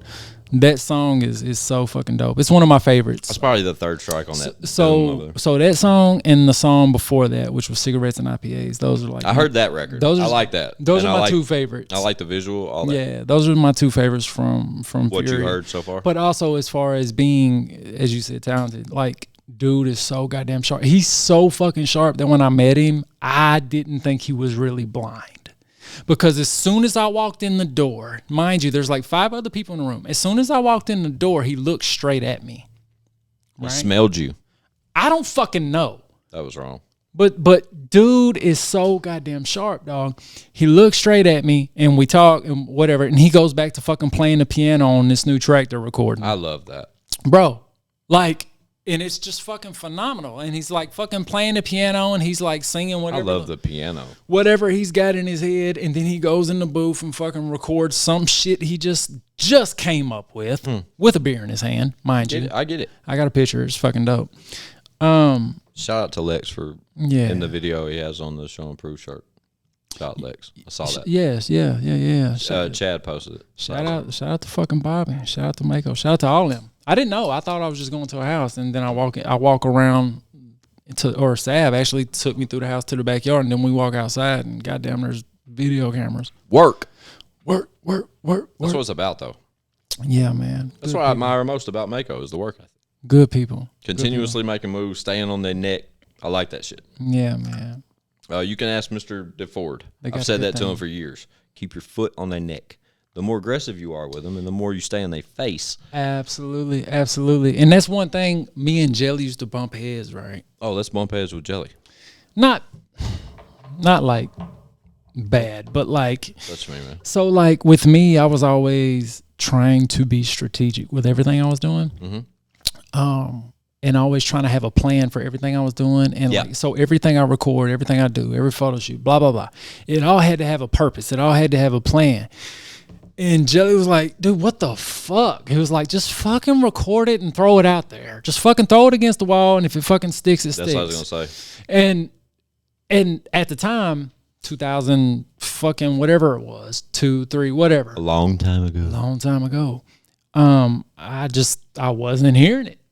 You know what I mean? But him, 2002, 2003 to now, has done that nonstop. Mm-hmm. And look, who was right, who was wrong? Oh, Don was wrong. Yeah. Don was wrong. Dude, fun fact. I admit that. I have an unreleased record Yeah. that is phenomenal. Yeah. That literally hits me different. I'm on it, right? I don't know. No, you are not. But it is. I'll let you hear it before you go. All right, cool. Tell all your friends. Yeah. I'm going to leak it. Yeah. You're smiling at me. Huh? It's just weird. I just keep seeing Shout out shit to over here. Lex, and Lex is live. The Yeah. only other person to do that on the podcast is Coop. But Coop, I don't know how many people he was talking to, but it was super weird sometimes. Coop would take a break and just like talk to everybody. Well, let's take a live for break. minute. And we get up from the table, and Coop's still sitting there fucking vibing on the table. Like, what? Oh, yeah, that's right. You're on live. Shout out to Coop. Shout out to Chicken Coop. Luckily, with this sitting right here, I've had at least like a third eye sitting. Yeah. on Shout that. out I to remember. goddamn. I try to be louder for them folks over there. And Yeah, shit loud and proud. You know what I'm saying? Right? Yeah. Right. Left. Mm-hmm. That's Stomp. real. Tiptoe on my Jordans. Tiptoeing in my Jordans. Shout out to goddamn Riff Raff. Shout out to 2022. God damn. It's a new year. Yeah. What the fuck? Tomorrow, DJ Afterthought, we're going to be in fucking... They're not going to hear this before tomorrow, so I don't don't plug give the a party. fuck. Tomorrow, for New Year's, Lex is going to a party hosted by... DJ Afterthought. And if he saw you there, you got lucky. Yeah. Because you didn't know he was going to be there. Yeah. That's how we got to talk. Yeah, tomorrow. That's live, though. Cabana Taps tomorrow night. DJ What the Afterthought. fuck? Where was that? What? Cabana Taps. Cabana Taps. I don't know. It's somewhere off in... You sounded it. You sold it. I'm ready to go there. Goddamn Cabana Taps. They need to goddamn write me a check or just give me the venue and I'll throw a show there. How about that? I've been talking about this. Yeah. I'm telling you, it's time for that before the shit gets yanked out from underneath us. So to put something together and make something shake for the Why city. not, City needs it. Why not? Other than Jelly at the Ryman, city needs it. Yeah, dog. Good show. Yeah, Good like local favorite show. Yeah. When What? when's the last time Strug did a show here? I don't know. Call him. Ask him now. I'm too drunk. I need to be coherent. My phone's occupied. Yeah. Shout out Strug. We appreciate dude coming through. Shout That out was to Strug. that was Tony, Bob. Tony Strugolano. Yeah, the plug's plug. What was that fucking song where he said, voila, that Don Green $top? What was that on? You'd have to ask Chad. Yeah, Chad would definitely know. Chad's the Chad would encyclopedia goddamn of definitely Nashville know. hip hop. Yeah. I know most of them, but I do not know their catalogs. Yeah. Yeah. But I heard like he didn't Struggle never mentioned it. Fucking I just happened to be listening to something one day and I heard that and I was like, well goddamn. Appreciate that. It's old. I don't know what it was on. It was on a random fucking CD somebody left in my car. you got flowers on the song. Shout out. Yeah, never knew about I wish it. you did know what it was. Shout out to Strug though. Yeah, big shout out to Stroke. Yeah, shout out to Strug. I've always had a much tighter relationship with Jelly. So like Jelly and Stroke, like here in Nashville, outsider looking in, they're kind of like the same caliber of. Like Absolutely. right? Absolutely. I cannot tell you how many people DM me trying to get to Jelly and Strug. Right. But Now- you're Lex $top. Okay. Let's take it. Nothing to take away from myself. I know I always shit on my own name, but at the same time, Lex $top stock to Squints' stock is a little bit different. And I'm telling you from my perspective that I know Jelly a lot better than I do Strug. That's just the way Right. the world spins for me, and it is what it is. But after Strug's episode, man, wow. Yeah. Super fucking It just dope. filled in the gaps for me. Yeah. Just gave me a better feel of him and his character and how he carries himself. Bro, he's dope. And you got to think, man, Strug's been through a lot of real life shit. 1000%. And that's not taken away from anyone else. But No. when I met Strug, that's when Strug and Worm was going just 100% hard in the streets. Mm-hmm. That was my introduction. Right. I was around. And he was automatically just super cool with me, man. Always was super cool with me. Yeah, man. The way I described it is I barely knew him. Right. I knew Jelly 10 times more. That was my cosign. He knew I was tight with Jelly. That was your end, yeah. But every time I saw Struggle, he would like literally like call me out and be like, Squints, "What's up, man? How you doing?" Yeah. Always. I'd be like more intimidated by him not knowing what I was going to encounter. Like if he knew who I was, dude, Right. he knows I'm cool with Jelly, right? Like blah, blah, blah. Like that was the kind of vibe I got. I think I mentioned it to him on the podcast, something along those lines. Yeah. But he always, if he saw me, Yeah. I never had to ask myself if he saw me. Right. He made sure to let me know he saw me and that he was going to say hello and ask how I was and blah, blah, blah. Yeah, man. Strug's super cool. He's a real one, dude. He when he pulled up to Worm's so he had a show to be at, right? And he still pulled up to Worm's funeral. Like That's real. I was already gone, I think. Like not no just saying, "Oh, I got a show, I can't make it," blah blah blah. Like he literally pulled up to Worm's funeral. When we walked back out to the parking lot, Yeah. he went back to his shit and went and got on the bus and fucking went to the show. Back to the next one. Like he literally made a point to stop. Yeah, put a pause on everything. Yeah, I get it. That's real shit. To go see Worm. He's a real one, man. Like I said, he took Yeah, coming absolutely. up. He pulled up by himself too. Right. Like, what does that tell you? You know what I'm saying? Like, from my perspective, you got to keep in mind, I don't know him as much as y'all. I've known him for a long amount of years. Right. But the amount of time I spent with him when he came to this podcast was the most time I've had the pleasure of spending with him, to where I had his attention and could, Just kick the shit. a dedicated conversation. Versus in a social. And the feedback on that episode. Yeah, absolutely. I love the Absolutely. feedback, but there's been a couple of people that's been like, man, damn, Squints cut him off or Chad cut him off. Dude, we were so excited to have Strug here solely because we don't get those opportunities. I see them comments a lot, but you got to think, dog. I don't give a fuck. When you got 3, 4, 5 people sitting at the same table, Exactly. and we're all used to joking and we're cutting all drinking. Yeah, like that's gonna happen. It's gonna fucking happen. The fact though that they said they wanted more story, they wanted this or they wanted that, like that's not what. Like, we don't structure this show around. There's no, okay, I'm going to ask him this. He's going to come over. Hopefully, he tells us about this. There's none of that shit. Everybody y'all seen on this podcast, we fucking know. They're our friends. Luckily, they're my friends. And there's no script or structure. No. We just literally go. Hell no. We just kick it. Luckily, that's the best part about it. And that's why every person that's not part of the original core of hosts of this show leave here saying how comfortable it was. Because we don't pressure them to that shit. Yeah, man. We cut them off in their stories. They ain't trying to tell no story to the world. They're trying to just hang out with their buddies. Yeah, dog. That's the picture we paint over here. At least absolutely here. Don's going to get them shit-faced and get them spilling all kinds of secrets. I can see it now. I don't know, man. Yeah, Fireball with friends, man. It should be goddamn fun. I mean, it's going to be it's going to be similar as far as like, I'm not going to have a fucking pinpoint board with all this shit I want to ask somebody. Yeah. You know what I mean? Because like I said, I'm going to bring family and everybody on there. I think that's dope, though. Yeah, especially like with the family, like because I wish there was some kind of documentation with other relatives of mine. You know what I mean? Like I wish. So like all my grandparents died when I was too young to remember them. I wish there was some kind of documentation. You know what I mean? What's it called? Ancestry. Yeah, no, but I mean like something to where I can actually see and hear these people. Oh. I don't know about hearing them, but you could probably see them. You could at least do some research and get some. I mean, we have old pictures and shit, but like, I'm saying, like, imagine fucking 100 years from now, and one of my relatives long down the line will be able to look back and see, you know what I mean, kicking the shit with the family. Like, I just wish I had that. But I think it's gonna be dope. But it is gonna be dope. Yeah, it's gonna be super fucking dope because that's the way to talk. Yeah.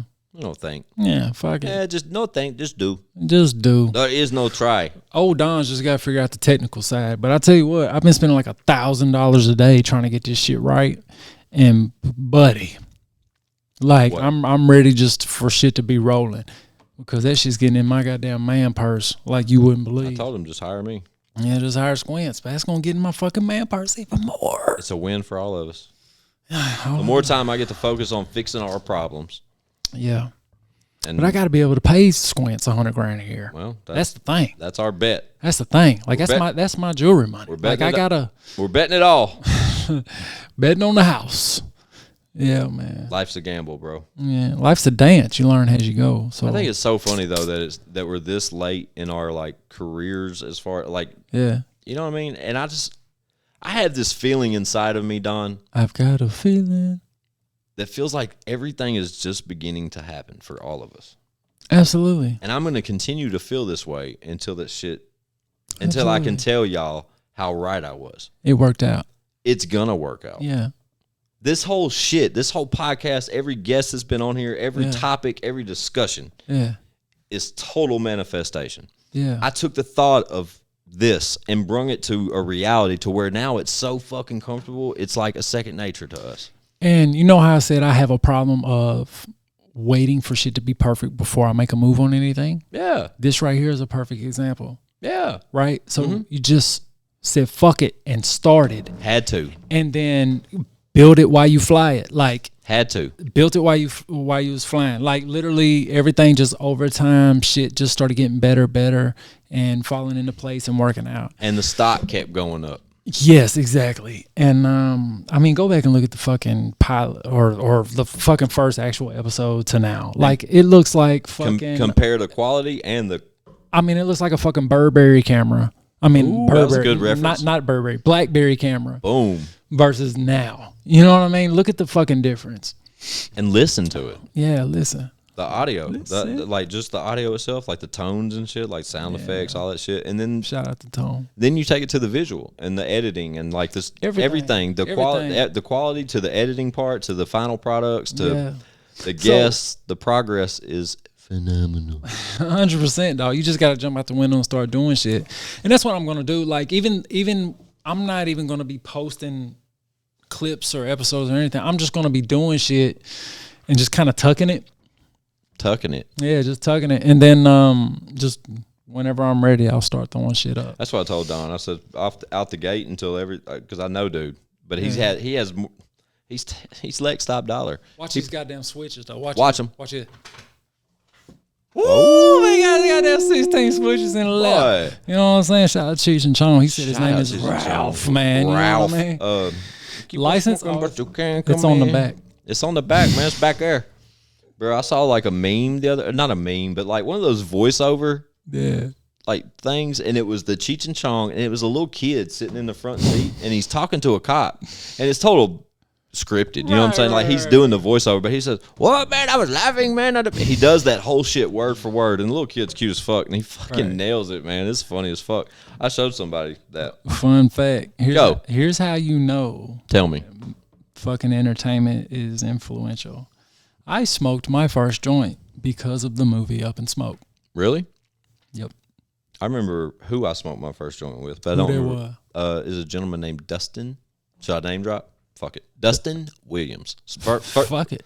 First joint I ever smoked. We literally walked like a mile and a half from his house to smoke this thing. Do you remember taking a plate and fucking just doing this to sift all the seeds out before you rolled it? Do you remember that? Wow, yeah. But it was more, no, we used a shoebox lid and we would just take a card and flip it and the seeds would fall. Yeah, that was in the moment. All the seeds fell to the dog. But I'm telling you. That was before hydroponics took over the world. The best high.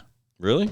Dog, the first high was the best high. You just fucking laugh and have fun, and then you eat every goddamn thing. Everything, and then you pass out. Exactly. Best sleep of your life. Best sleep. Forget shit. I don't know what's in this new shit. How long we been asleep? I don't even like to smoke the new shit. It's like you wear through it though, bro. Because you're exactly right. When me and Amy talked about this the other night, the first time I ever smoked weed, bro, is exactly what you said. We walked a mile and a half away from this shit like it was gonna send off smoke signals when we lit this bitch. Like everybody was gonna know. We walked out to the middle of this field, and I hope he sees this and comments on it. But we walked out to this middle of this field in Rutherford County. Nobody knew we were fucking there. Nobody cared we were fucking there. We walked out to the middle of this like tall grass, right, and sat down because the stigma back then. Well, we didn't want to be seen. Yeah, this is back then. The stigma back then old. was so bad, dog. We stole it from his parents. They had a weed tray that they kept in the top of their closet. I remember he showed it to me like 2 weeks before when I stayed the night at his house. He's like, bro, next time you come, we're going to take a joint. I'm like, whoa. No, bro. No, we're going to go to jail forever. I was intimidated. But then I remember going back, and I was like, bro, are we still going to get the joint, man? Yeah. And then it became like and then the easy. first bag of weed I ever bought was from my current, this is a fun fact, my sister's current husband. Yeah. They were like high school sweethearts, and then they broke up for a number of years. She got married, he did his own thing, and then they got back together like years later. Bro. And he sold me my first bag of weed. So from the first time I smoked marijuana, within You still barely smoke. very, very rare. Like I said, I don't like the way the new weed makes me feel. Like I want to fucking. I don't think it's the weed. I think it's your my mind state. No, I think it's your like what do they call it? Tolerance. And I don't have a tolerance because I don't smoke. Well, here, hit this blunt. No. We'll get you giggling. Come here, Don. So the thing is, like, pour a shot. Do something. Your vibes. You're getting sad on me, dude. He stopped his live, by the way. When his live stopped, I felt a decrease in a little emotion. He went down a little bit. The vibes going down. Cut off on me. What am I supposed to do? Christ. I wish I had my phone. I'd go live. Just so for the fucking what? Excuse me, nerds are coming up. Yeah, it's because you ate 9,000. Why do I always say 9? 9,000. I don't know. You put that extra ein on it though. Ein. But ein. That's German. So I smoked weed. Yeah, smoked. First time I partaked in the devil's lettuce. Put it on the charger. No, it's cool. The live just ended because it went too long. But Tony just messed me. Anyway, from that first time of me smoking marijuana, within maybe 2-3 months, I was selling pounds of weed. Fuck yeah, dude. Gangsta. You're a goddamn gangsta, dude. Fucking teenager. Fucking gangsta. Dude, you're so hard, bro. But here's what I would do. I would sell it all summer, right? Fuck yeah. But I wouldn't. It was weird as fuck. It's like when I was out of school, I'd sell the fuck out of it. Fuck out of it. But yeah, but that was the good stuff, man. Sticks and seeds was where it was at. You could get a pound of weed and it would be this. And it would be this big. Oh shit! That motherfucker's mic fell off the stand. Mic check. 1 2 1 Round 2. Run it back. Golly. But a pound of weed would literally be this That fucking was big, great. dog. Yeah, the size of a VCR tape. And they'd be like, man, this ain't. I'd be like, man, just put the motherfucker on the scale. That's that kill, bro. Put it on the scale. And this it's shit was that like brown and dark green. Put it on the scale. And they'd be like, God damn. Look, now we can break up weed with like these little grinders. Back then, you used to have a chainsaw, a fucking chisel, motherfucking rotary motor, all that shit. Hey, dog, I'm telling you, it was a different time. You used to be able to throw it against the wall. It was a different time, but I'm going to tell you. Tell me. Back then, there were no special chemicals, no nothing you could put in that shit. So that shit was real deal from the earth. Man, Like, what the fuck you talking about, bro? Come All on, this bro. weed's from the earth, bro. Yeah. Just because we spray, just because we spraying these plants and seeds and all this shit, we still put them in the fucking earth and water them to make them grow, dog. I So understand talk that. your shit. Listen what I'm telling you. I'm not. There ain't nothing from the earth that's gonna make them shits purple and pink and white. Do you hear me? No. Yeah. I stopped listening. We tried. I shot at Guy Healing. Yeah. Shout out to Guy. He'll tell you. God damn it. He'll tell me the He's facts. one of the best growers in the land. The truth. Yeah. Don's over here just talking. Spouting nonsense. Just talking brown liquor talk. Yeah. Shout out to B. Shout out to B. Howard. Shout out to fucking Stan. Shout out this goddamn spring in this microphone. Man, I'm tired of that microphone. I'm tired of you beating I'm the shit tired out of your it. shit. I'm tired of you treating that shit like a wrestling buddy. Yeah, man. Shout out to wrestling. goddamn WWE and Right. ChadArmes. Shout out to wrestling buddies. Shout out to No Limit. Remember when Master P came out on WWE? No, remember that? You would because you're a. He fucking came out with all the soldiers all in I camouflage. literally look. I was literally about to bust shot at you saying, "You got a fucking P tattoo," and he does. He's got a No Limit tattoo on his fucking arm. So, I do got a No Limit tattoo. Yeah, so did Worm. I don't have to say nothing else. Worm had his right here. Yeah, it just said No Limit. It just said No Limit. Shout out But to Whistle Fizzle. This guy's got the motherfucking tank, and he's got a chain at home. Forever tank. I got All C that Murder's chain. Yeah. Yeah. So when y'all hear, Shout out. I've said this. There were 35 episodes. Fucking free C. Fucking free C, man. Still. That's fucking sad as fuck. Though? That's fucked up. That's dude. sad as fuck, man. See, they was able to let Mac out because Mac shit was a state case. C Did shit, you see C Chaz? shit is a fair case. Did you see Chad's footage of Mac's performance at the No Limit show? Chad did get footage of him doing his one little show. What do you see, man? What's happening over there? Nah, nothing, Tony. Is Tony? You owe money to Tony, man? No. He just hit me up. Fuck when he that left. crown, man. But anyway. Don't get sad. You're getting sad. You get that whole demeanor about you, bro. Sad dad. I watch you move. When this motherfucker's in Sad dad. That was funny. You went No, like winded down into depression. Yeah, because like Tell me. the shit that C's got, you gotta think, dog. C's been away for That's a sad story. like 20 fucking years. What was his dog. original charge? It's for that fucking shooting in that club that someone's already admitted to. But Shine shot somebody in a club. Yeah, that's He's out. That's a little different. Here, let's drink that. But Let's drink this. you sure? Yeah, I'm down. You're driving, not me. All right, well, I'm here. gonna sleep on the couch. Okay.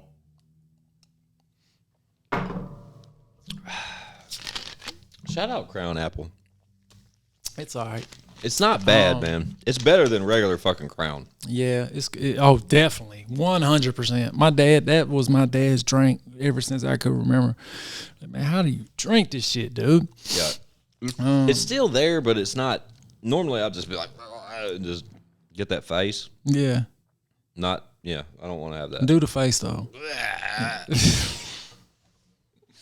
That's it. Right? That's exactly it. That's it. Yeah, that's it.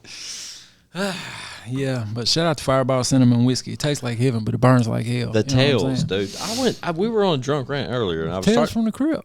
That's where it stopped. Tales Our from the tails. crypt. So let's go back to that Shout real out to quick, him. and then we'll get out of here. We've been on here a minute. Where were we at? Yeah. Oh yeah, dude. We don't have to use the first part. Oh, why so not, happy, son? dude. We'll use it 2 separate episodes. You could just do little clips here and there. therapy session, and then Yeah, fucking do little clips here and there. shout out to Crown. Our tails. Yeah. So every one of us has a tail. All 5 of us. Yeah. And what's funny is when I tell you, from the moment I tell you, Don, our tails, you will forever. They will stick out to you in your brain every time you hear them. Okay. Are you ready? We're gonna go for it. Leroy's tail. Leroy. With that being said, Every goddamn time. Every goddamn time. And with that being said, and with that being said, yeah. and let me tell you, with that being said, Yeah. okay, Yeah. who's you want next? Mine. Your tail.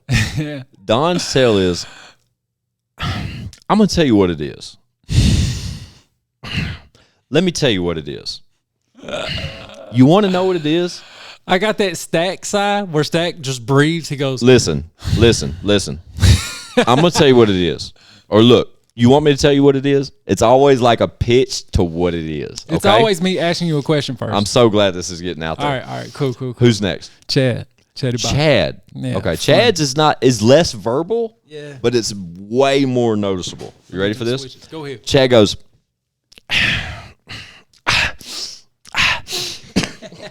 He's indecisive. He's indecisive about how he's going to answer something, so he'll go, well, and he does these like, okay. What's yours, 9? Mine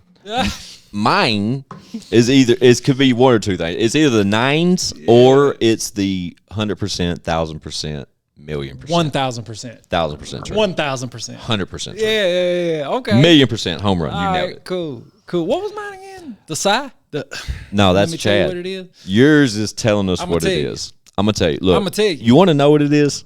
Look, I'm gonna tell you something. Let You me wanna know what I'm Let me tell you what it is. Yeah. You want to know what it is? Look, what it is. Here's what it is. You know what it is. It's so funny. And 5 is Gross, real talk. Real talk, man. Real talk. Now, look, real talk. Real talk. Real talk. I told Chad. I said, Chad, if me and you, between the two of us, could take the time and start editing out these over the past 40 fucking Just do a episodes, fucking reel. that's the best blooper shit ever. It would literally be a minute and a half of each of us doing our tales. And now that you are familiar with each 5, It's gonna stick out. it will always stick out. 1,000%. I told. Boom. I remember being in Street Flavor and hearing a David Ray, hearing CWB, right? It was him, Stone, and Charlie P. and Alex King. Shout out Alex King. Yeah, shout out to all those guys. I'm actually on one of them CWB albums. But we'll never hear it. I don't know where to find them. Yeah, me either. Don't know where to find them. It's like Probably should ask Sonny. like fucking 2002 gold, dog. Sonny. Like, I don't know where to get them. I've searched everywhere. I've looked on goddamn everywhere you could think, like YouTube where random people just upload shit. Nothing. Nowhere. Because I remember Alex King was like, we were sitting on the fucking Shout out Alex King. yeah, man. we were sitting on the love seat, and he was fuck like, with he was dude. like, I want you on this right here, and he was telling me how to do it, and then I went in there and done it, and it was a dope fucking record. I don't know fucking where to find it though. He disappeared. Who, Alex? Mm-hmm. Then I seen him recently. I seen He him. didn't disappear because he hit me. He stepped out of like social media and shit for a little while. Oh, understandably. Right. And then when we went to where did we go? Oh, Jelly Show at the Opry, where he had just 2 songs. Like got his induction to the Opry. The after party. Immediately after, we went across the street to Nashville Palace. Okay. And Jelly bought the bar, but it was like it's not like they went on social media and said, hey, the after party. It was literally like anybody that showed up knew where we were going. And when we got there, Jelly already had it set up to where he had bought like a private portion of the bar. Right. We couldn't be bothered. And it was phenomenal. But people, Alex was there. And shout out Alex. That was that was a good catch-up meeting. It was nice to hear get some time on my guy. I've known him for a long time. Alex had my so my big brother that died, right? Alex has my big brother's energy. Oh, okay, cool. Fun fact. So did Worm. And I think that's why I click with Worm so much. Gotcha. Yeah, man. Alex used to do me like a big brother at the old Street Flavor all the time. Like this dude. You said he used to beat up on you and shit. Yeah, like a motherfucker. He's always been that guy. Like just I was aggressive like, guy. Aggressive. Like 16 maybe. Like punching you in the gut and shit. Like full blown WWE wrestling in Street Flavor lobby. Yeah. Like dog. The one reason I'm glad I never got signed to Street Flavor myself because I didn't want to get beat up. But it was like a friendly, brotherly love. Yeah, like he would give me shit, but like in that way. You know what I mean? And my brother did the same thing. I think that's why I like him, and I like Worm was the same way. Worm had that same energy, and that's why I think Worm hit me so hard when he died, right? Well, because keep in mind when my brother died, I was locked up. Yeah, I didn't get any chance to grieve, right? So when Worm died, it's like I grieved for both of them. Mm-hmm. It's weird as fuck to explain. But you were so much more hands on with Worm. I think about it all the time. Like I think that's why it hit me so different. You know what I mean? Because like I don't cry at all. I never fucking cry. Like before that, there's nothing wrong nor right about that statement. But like people say that. Hang on, pause. Yeah, grown men say that shit all the time. Like it's just not okay to cry. No, I'm not saying that. I'm saying I thought something was wrong with me because I couldn't cry, no matter what the fuck I was going through. Fucked up shit. Like I can't cry. Yeah, you know what I mean. I get it. But I can't tell you. I mean, it's probably been 10 plus years since I cried. And then when he died, it's like everything came out at once. Yeah. Every fucking thing. Yeah, it's at the funeral. Dog, I thought I was having a fucking. I've seen this before. I've heard. Fuck. I'm sorry to cut you off. It's like a Jenga puzzle. Yeah. So like you can pull X amount of pieces out of a Jenga puzzle before it falls. Yeah. But when you pull that one piece that you commit to, and it's undeniable that this piece is gonna make this motherfucker fall, that's kind of like the way your emotions work. Everything just comes crashing You down. can pull it away and feel that shit's making you a little bit more unstable as you go along. Right. Sooner or later, that one piece is going to fall out. And that's that every 3, 4, 5, however long it may, 10, whatever years it takes you to have emotion. Yeah, man. Shake that shit. Yeah, dog. You know what it was with me? Having multiple girls. It's like every girl I had, I got softer and softer. Yeah. Like I'm not scared to do anything. I'm not scared to get my ass whooped. I'm not scared to talk shit. None of that. Yeah. But it seems like my emotion came more to light as I've had little girls that got older. Now you got one. I got one. I can't imagine having as many as you have. 3. But I will say, like, you pay attention and you feel shit more with the girls, right? For sure. So, like, yeah, I mean, that shit right there happens to me all the time. Like, I'll find myself. You'll catch yourself, right? Yeah, I'm like feeling like sad when something happens or she does something. You see something on TV rubs you a little wrong. Yeah. Not wrong, but just gives you this feeling. Makes you like an emotional motherfucker. Anything with a father and a daughter and something happens to the daughter, obviously that punches me in the chest. Boom. Every fucking time. Every time. And you cannot control it. Can't stop it. You cannot. Don't mean you're a sissy, bro. I promise. Same shit. Another angle to that is military dads, like surprising kids. Yes. Every time. Because that shit happened to me when I was young. My dad went to Desert Storm. And when he came back, it was a total surprise. Right? So when I see that shit, it hits me different. But there's like moments, like I wouldn't get emotional like that until I had probably my second child, probably. I don't know what it was, man. But there's just a moment where I just became a sissy. Real talk. Where I just became like an emotional fucking like super in touch with feelings. Exactly. And I don't frown upon it. I really don't. I sort of embrace it because I feel like a much more sensitive person to like how someone's feeling about it. I try to take into consideration how certain scenarios may affect a person. Absolutely. Like you'll catch yourself about to say something and you won't say it. Or do something and you won't do it just because I get it. Yeah. I get it. I do it all the fucking time. Yeah. All the fucking time. But it don't mean I ain't no bitch. I ain't no bitch. It don't mean I won't bust you in shit. Exactly. As long as that's clear. But it's as far as busting in your shit, like I think that happens though with age and with maturity. Like it's just we're getting grown. Nothing gets me to that point, really, other than her. Right? Of course. Right, dog. I can't. Man, people talk shit about me every day. I see a comment. I do. I know. I see a comment every day, every other day. Like people saying, or you'll hear something through the grapevine saying so and so, so and so. Like. I don't care. The only thing that's gonna make me come at you in that manner is that little girl. Or if you know what I mean. It's gonna take something like that. You know I get what it. I mean? I'm not gonna fly off the handle for anything. Nah, I'm not doing it. I learned the hard way. Like exactly. That's what I was gonna say. You got to be worth the risk. You got to be self-disciplined. But I think I've told my mom like I will go to jail over her with a smile on my face. I think there's a few things you would, but at the same time. Them girls hit different, bro. But you're a great dad. I try. Right? Yeah. But absolutely. the ones of us that are. Yeah.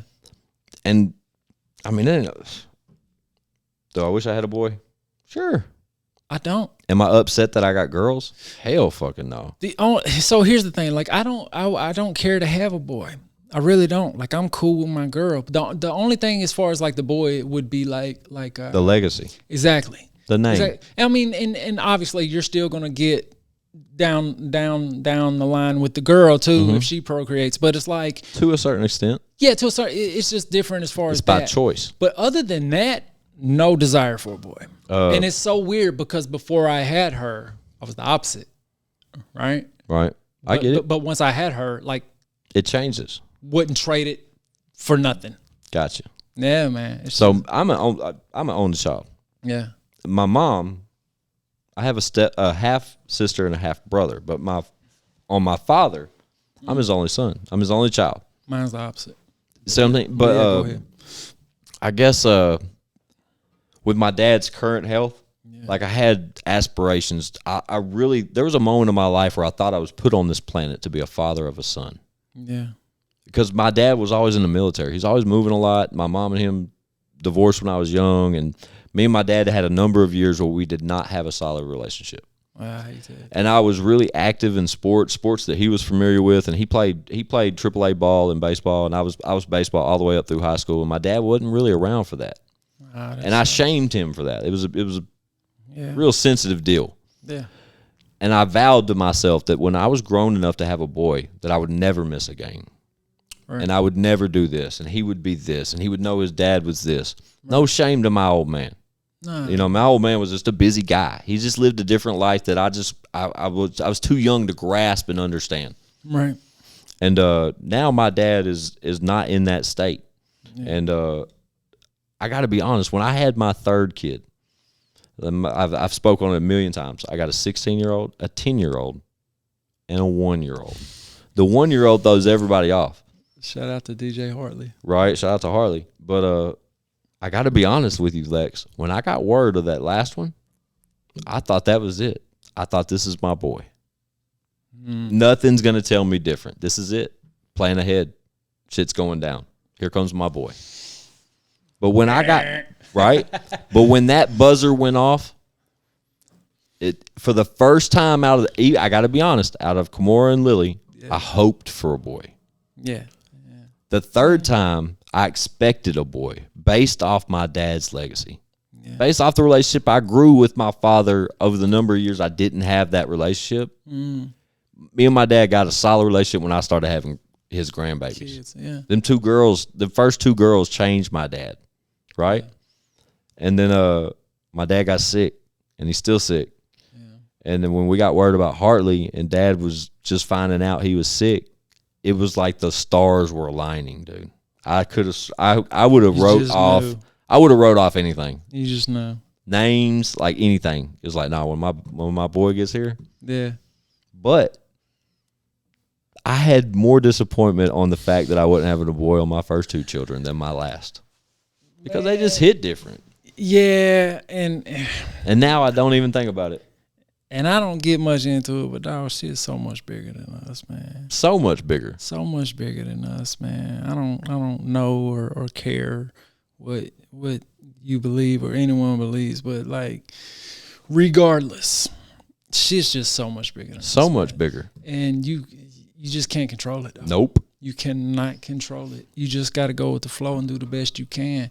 And be the parent. Do your best to be the best parent you can. And I'm not talking about monetary shit. I'm talking about be real with them. Be real with them and physically be there. Mm-hmm.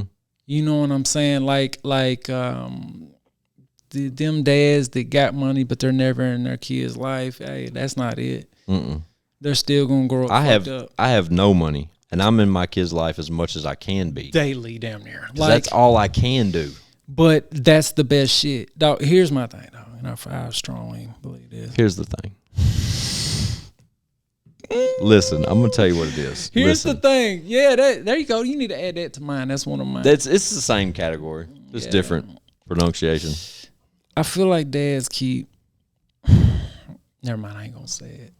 It's a touchy little deal, bro. It is, and I just know that your role as a father is very, very vital, very important. Yep. And single family households have a very, very high percentage rate of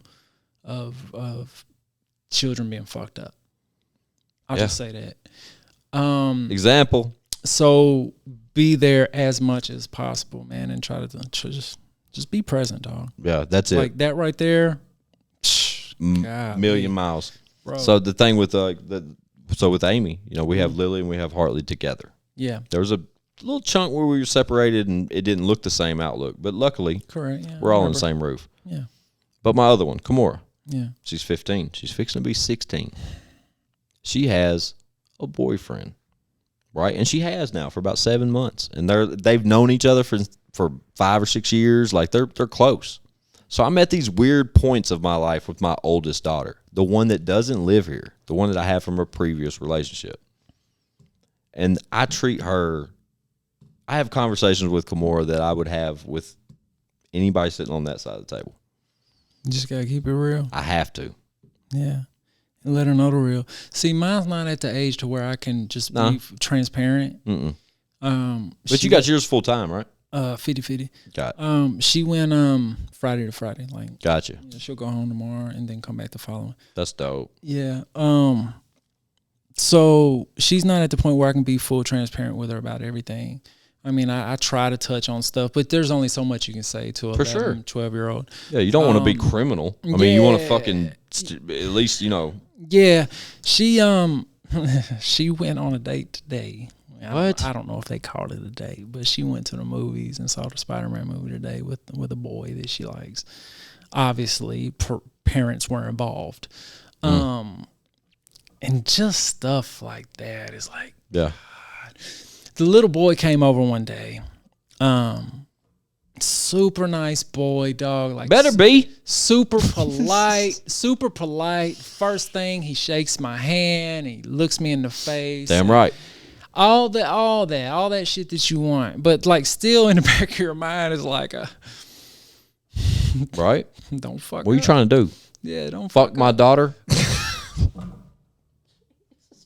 That's real, bro. Mine's 16. So here's the thing, like, bro, I know what I was thinking about. I was trying to fuck daughters. I know what I was thinking about at 12, 13. I was trying, boy. Even though I wasn't really old enough to really do anything, that's what my thoughts were. I didn't even want to meet your daddy. No, hell no. Not me. But I get it, dude. Once she 2-3 more years, I can it'll be worse. I know it's going to be, but I can slowly lean into. It'll be worse, and you'll know less. I can slowly lean into this shit, but I'm really going to approach it like I'm going to give it to her real up front. Mm-hmm. So instead of trying to shelter her all the way, so she rebels and finds shit out the hard way. That's my angle. So that's what I'm going to try to do, man. But like I said, she has to be at the age to where she can comprehend it. Right. Without me scaring her. Mm-hmm. I get it. So that's what I hope for, so, man. The difference for me with how old's yours? She turned 12, 26, day after Christmas. Gotcha. So she's getting to that teenage, where shit starts changing a little bit. So mine. And this motherfucker speeds it up. Exactly. That's all it does, dude. Bad. Trust me, I got a 10-year-old that'll prove that. But as they get older, yeah, it gets more awkward. Yeah. But one plus you have is that 50-50. The 50-50 means you watch your little girl grow up 7 days at a time. Yeah. And then she'll disappear for 5-7 days. Yeah. When she comes home, do you ever notice like she may look different or act different or say looks a little different, acts a little different, she dressed a little different? I've watched my 16-year-old grow up every other weekend at a time. So it's really strange. Maybe that sounds selfish, but that's really what it is, dog. And I'm telling you, dog, like I get my little girl every other weekend. Yeah. And I have since she was 3 years old. Golly. You follow me? Yeah. And it has been it's different. It's challenging. Yeah. But she gets it real for that reason. And I didn't wait too long. I didn't wait till she was 15. I probably started hitting her with the real shit probably about 13. That's what I was going to ask. Like, when did you kind of start? Because of that. Yeah. And you have no choice. There's no controls you can put on that. Nope. That's going to keep that shit away. It'll keep it off her phone. Then she'll go to school the next day and sit on her buddy's phone. Bro, she texted me one night and she said, "Dad, can I have an Instagram? That could be my birthday present. That's all I want. Wow. Can I have an Instagram? All my friends. Wow. All my friends got it. How'd that hit? Dad, for my birthday, I want an Instagram account. I'll read it to you verbatim. Wow. Watch this shit. That's crazy. I totally get it. But, dude, when my 15-year-old comes over here, dude, it's balls deep in the phone. No point intended. But that's all she does. From the time she's here, bro. Like, even when I took her home this evening, I told you. So in order for me and Lex to get an episode in today, go ahead, read it. Oh, yeah. She said, "Hey, Dad." I said, "Hey, Bob." She said, "When I turn 12, maybe can I get an Instagram with the muscle?" Took her all day to say that. She said, and so this show, she said, "Can I get an Instagram?" And I said, "Or maybe you can get a butt whooping and your phone taken away forever, or a job."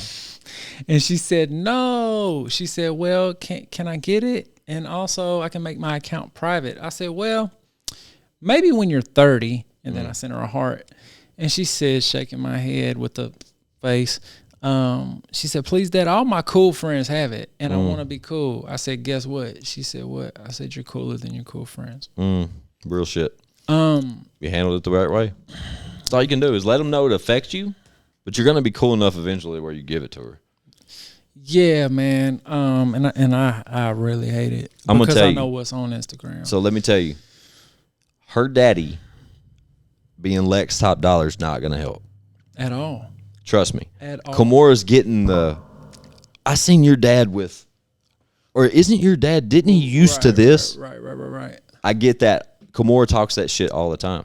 Yeah. Even when Strug was here last week, perfect example. When Strug was locked down, Kimura was on the same cheer squad as one of his kids. Yeah. And all I heard was that's Struggle's daughter. Yeah. That's all I knew. Because I didn't know Struggle as much before then. Right. But it's like it's just weird the way it all works, man. Yeah, man. And so my thing is like, I think my thing. Here comes my thing. He's gonna tell us. my thing. That's another one. I just need her to understand the difference between social media and real life. That's a good one. I really do, man. Yeah, if that's something you obviously feel strong about that point. Our kids see what's on Instagram and TikTok, all that shit. And I know I sound old, but like You don't. You sound concerned. They see that and they think that's what's right. No. And what's normal. No. And what's cool, right? Mm-hmm. Like, I get it, dude.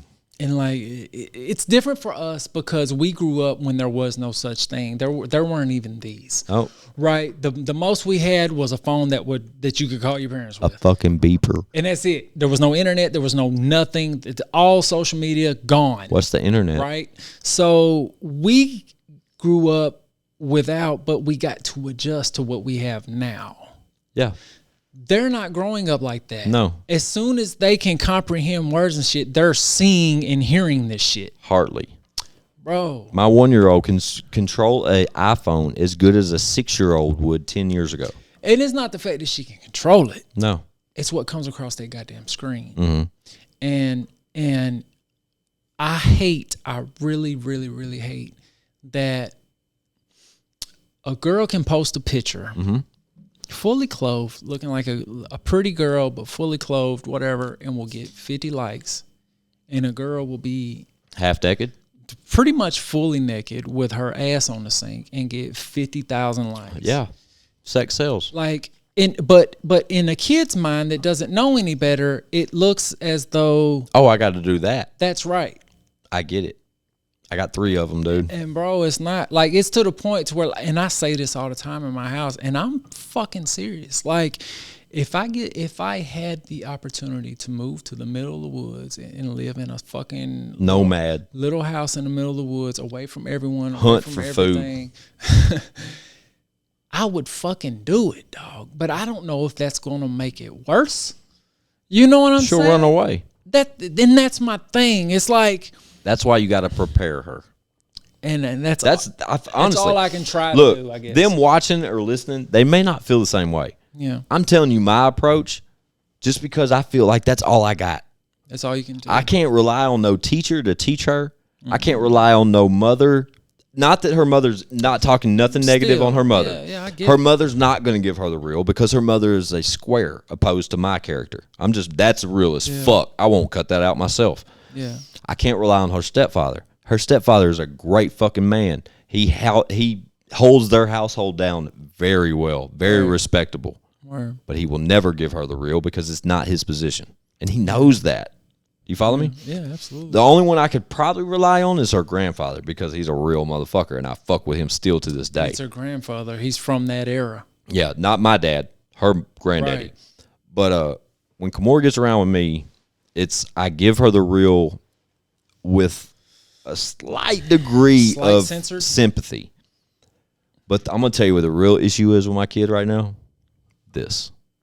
Weed. Yeah. So Kimura is 15 years old, and then my name is Squints. If you guys don't know, I fucking sit here and face blunts the whole goddamn episode, every episode. It's kind of like, while Squints is my name because I wore glasses, originally. It turned into something totally Into different. something. I got contacts years after that, and it continued to be Squints for certain reasons. It just works. It's how it's always worked.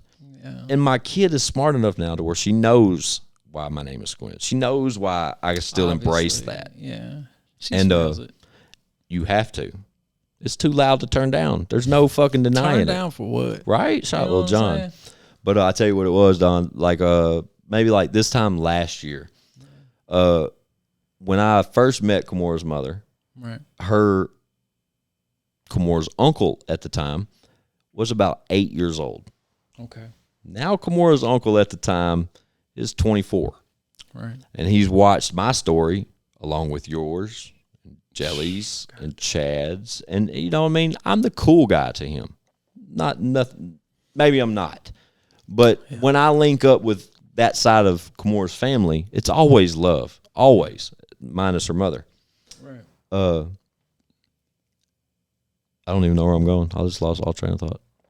You're the cool guy versus. Exactly. Yeah. So when I pulled up on her uncle, Yeah.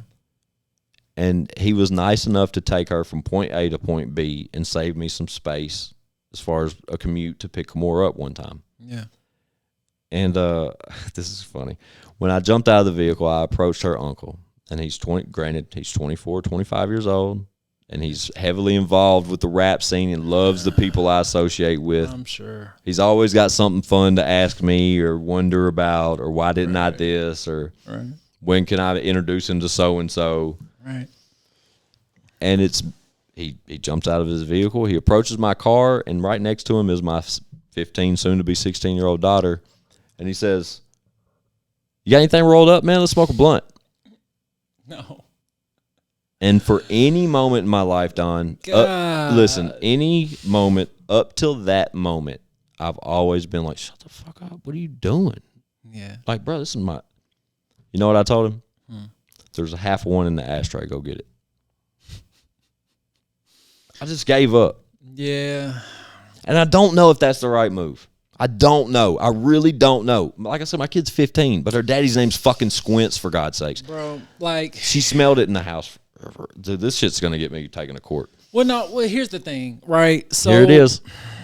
Damn, I said it. 1,000%. Squints. I said it. Reflect back to the Tony Delano conversation. Hmm? Like, Give her the real. yeah, like if you, I don't want you to sneak and do anything. No. And I tell that to my little girl now, but obviously there's things she doesn't want to come to me about. Of course. No matter how much I fucking hug on her and I'm sad dad and I'm like, you can tell me anything. I get it, dude. And I would rather help you through something than you be confused. Yep. No matter how much I say that there's going to be shit she doesn't want to include me in. I get it. You know what I mean? I do. Yeah. I've been there, bro. Things like drugs, alcohol, shit, Sex. things of that nature. Don didn't want to say that part. Minus the sex on this conversation. If she gets to the age, right? So I think I was 16, before I tried weed, I think is what I said earlier. I believe I was 16. I would prefer her do it at home. Okay. Careful. But I'm saying I don't want her to be sneaking around and be out with her friends and do it in public and get in trouble. Mm-hmm. I would prefer, if you're going to do something like that, Sit down. Let's handle it. Go in there with your friend, do it at home. Right. Okay. I get it. And if you don't do that, if you don't go at least that cool enough to do that, they're going to happen. What did I tell you earlier about the first time I smoked weed? Yeah. We stole it from my friend's parents. Yeah, and see, I don't want that. Like, I would prefer just caving in and letting her do it in a room by herself or with one of her little friends or whatever. Just because, like I said, you don't want them, especially the girls, dog. Like, you don't want them out at a house party with some kids from high school and they get too high. To be cool. too goddamn high. To be cool. Just trying to be cool. Yep. And then some little fucking Pervert takes advantage of them. Then they fucking- come home crying to you about how they fucked up. and they don't know who it was. No, fuck that story. I'm not trying to hear those stories, bro. Like, bro, I'm shooting everybody in the house. I'm shooting everybody. In the house. Parents too. On the block. Parents too. If you're in the house, you're getting it.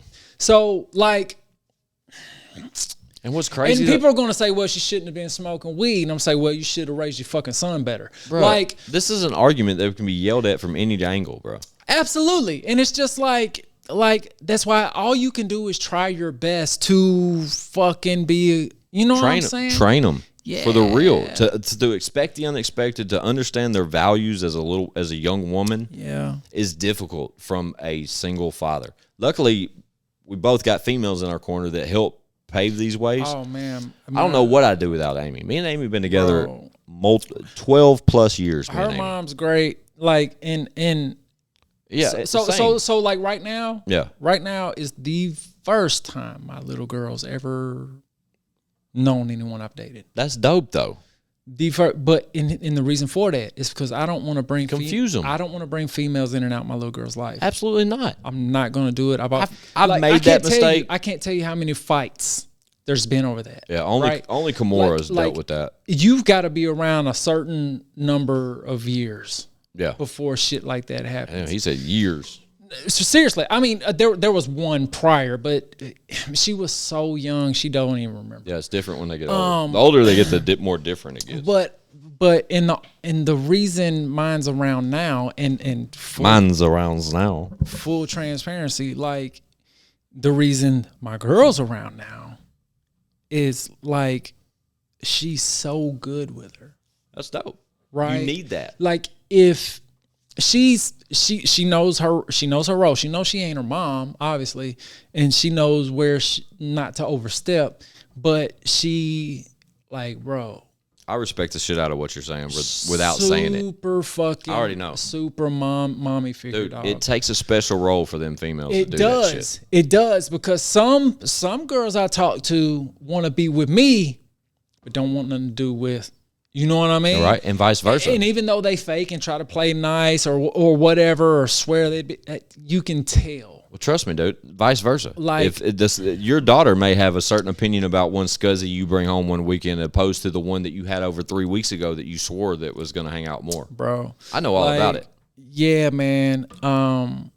And I love because it takes, and that goes back to there are certain things that she's not going to tell me, but she will tell another woman. For sure. Especially right? if she's comfortable with that young woman. Exactly. And they're so like, I'm telling you, dog, it makes a world of difference. You got to tell me. She needs both roles. She needs that strong male and strong female. Not only, I'm not just saying, she's got her mom, but I get it. She needs it from all angles. So when I tell you I give her the real with Kimora, I'm solely talking about my oldest on this conversation. Yeah. Because my oldest is the only one that deals with this. Yeah, exactly. But luckily, like I said, Amy has been in my life for 12 plus years, meaning that when Kimora was 3 years old, when me and her mother separated, that's why we separated. Fun fact, I was already involved with Amy. Right. So when shit hit the fan with my baby mama, I could care less because I was pretty much committed to Amy. Right. And me and Amy's been together nonstop since, except for about a year break over some bullshit. I remember that. Yeah. Right. And that just gave us time to get some shit out of our system. Side note, Amy. Right. He was distraught. Everybody knows that. And not himself. For sure. Everybody knows that. And that's why we got back together. Yeah. But the role she took on with Kimora when Kimora was in between 3 and 4 years old, and the fact that she's fixing to be 16, and the whole time I've still been Squints. The whole time I've still been her father. Right. The whole time Amy has fueled that same role from her perspective, but never has it been it's helped me.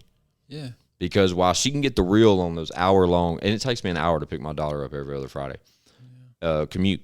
You know what I mean? Right. So that hour is like the most important time I spend with my daughter. As cheesy as that sounds, that's when I get that, so how's your week been? One-on-one, like. And I get filled in because I don't communicate with her mother more than I have to just because we're grown. My daughter's 16 years old. We don't have to communicate about what she drew in class. Right. with all that being said, it ultimately reflects is, are you keeping your ass out of trouble? What your fucking grades looking like?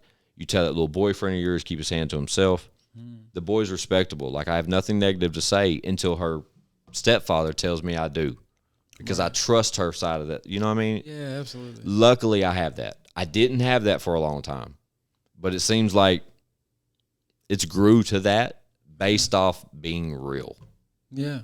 If that makes any fucking sense, Man, if y'all followed me through any of that. Absolutely. It seems like me being real with Kimora from the time she was about 13 till almost 16 has paved the way for her to expect the unexpected, to embrace Amy's fucking advice even more than she did when she was 8 or 9 years old. Well, yeah.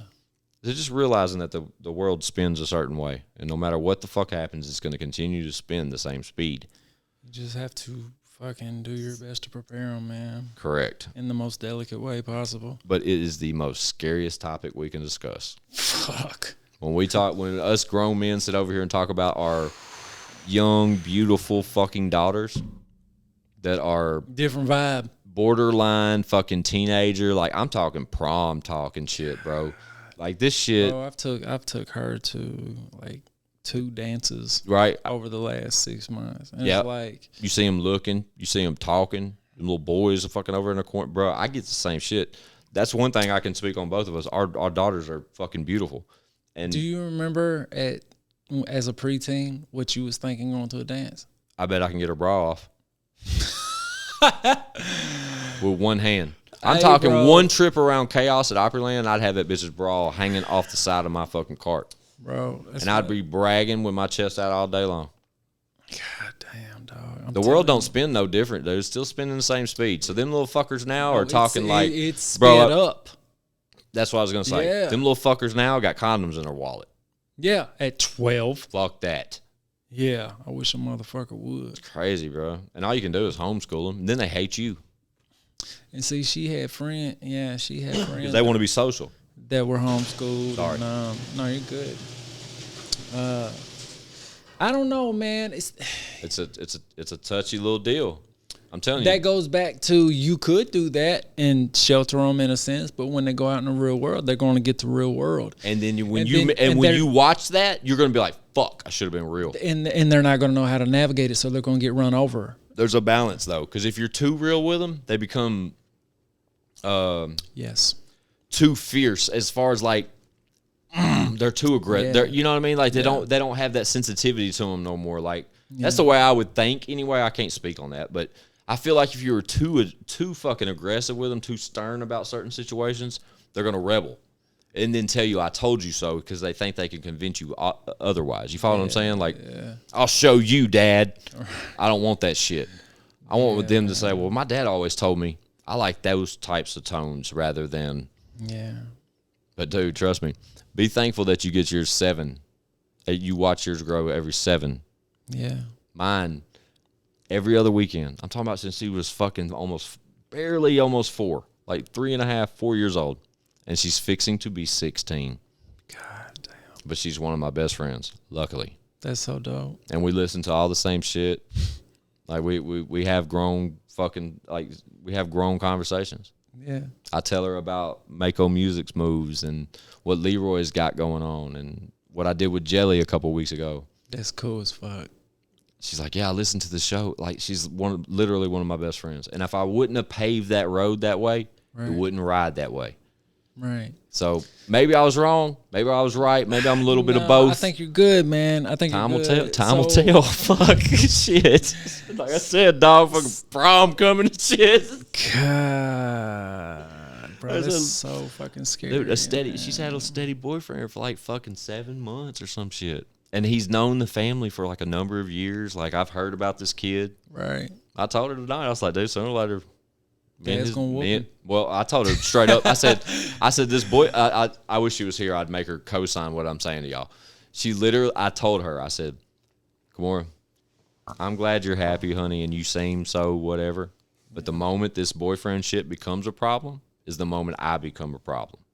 Yeah. Don't make me become a problem. Yeah. That's all I had to say. She's like, I know, Dad. I know. I don't want you to be any type of problem. Yeah.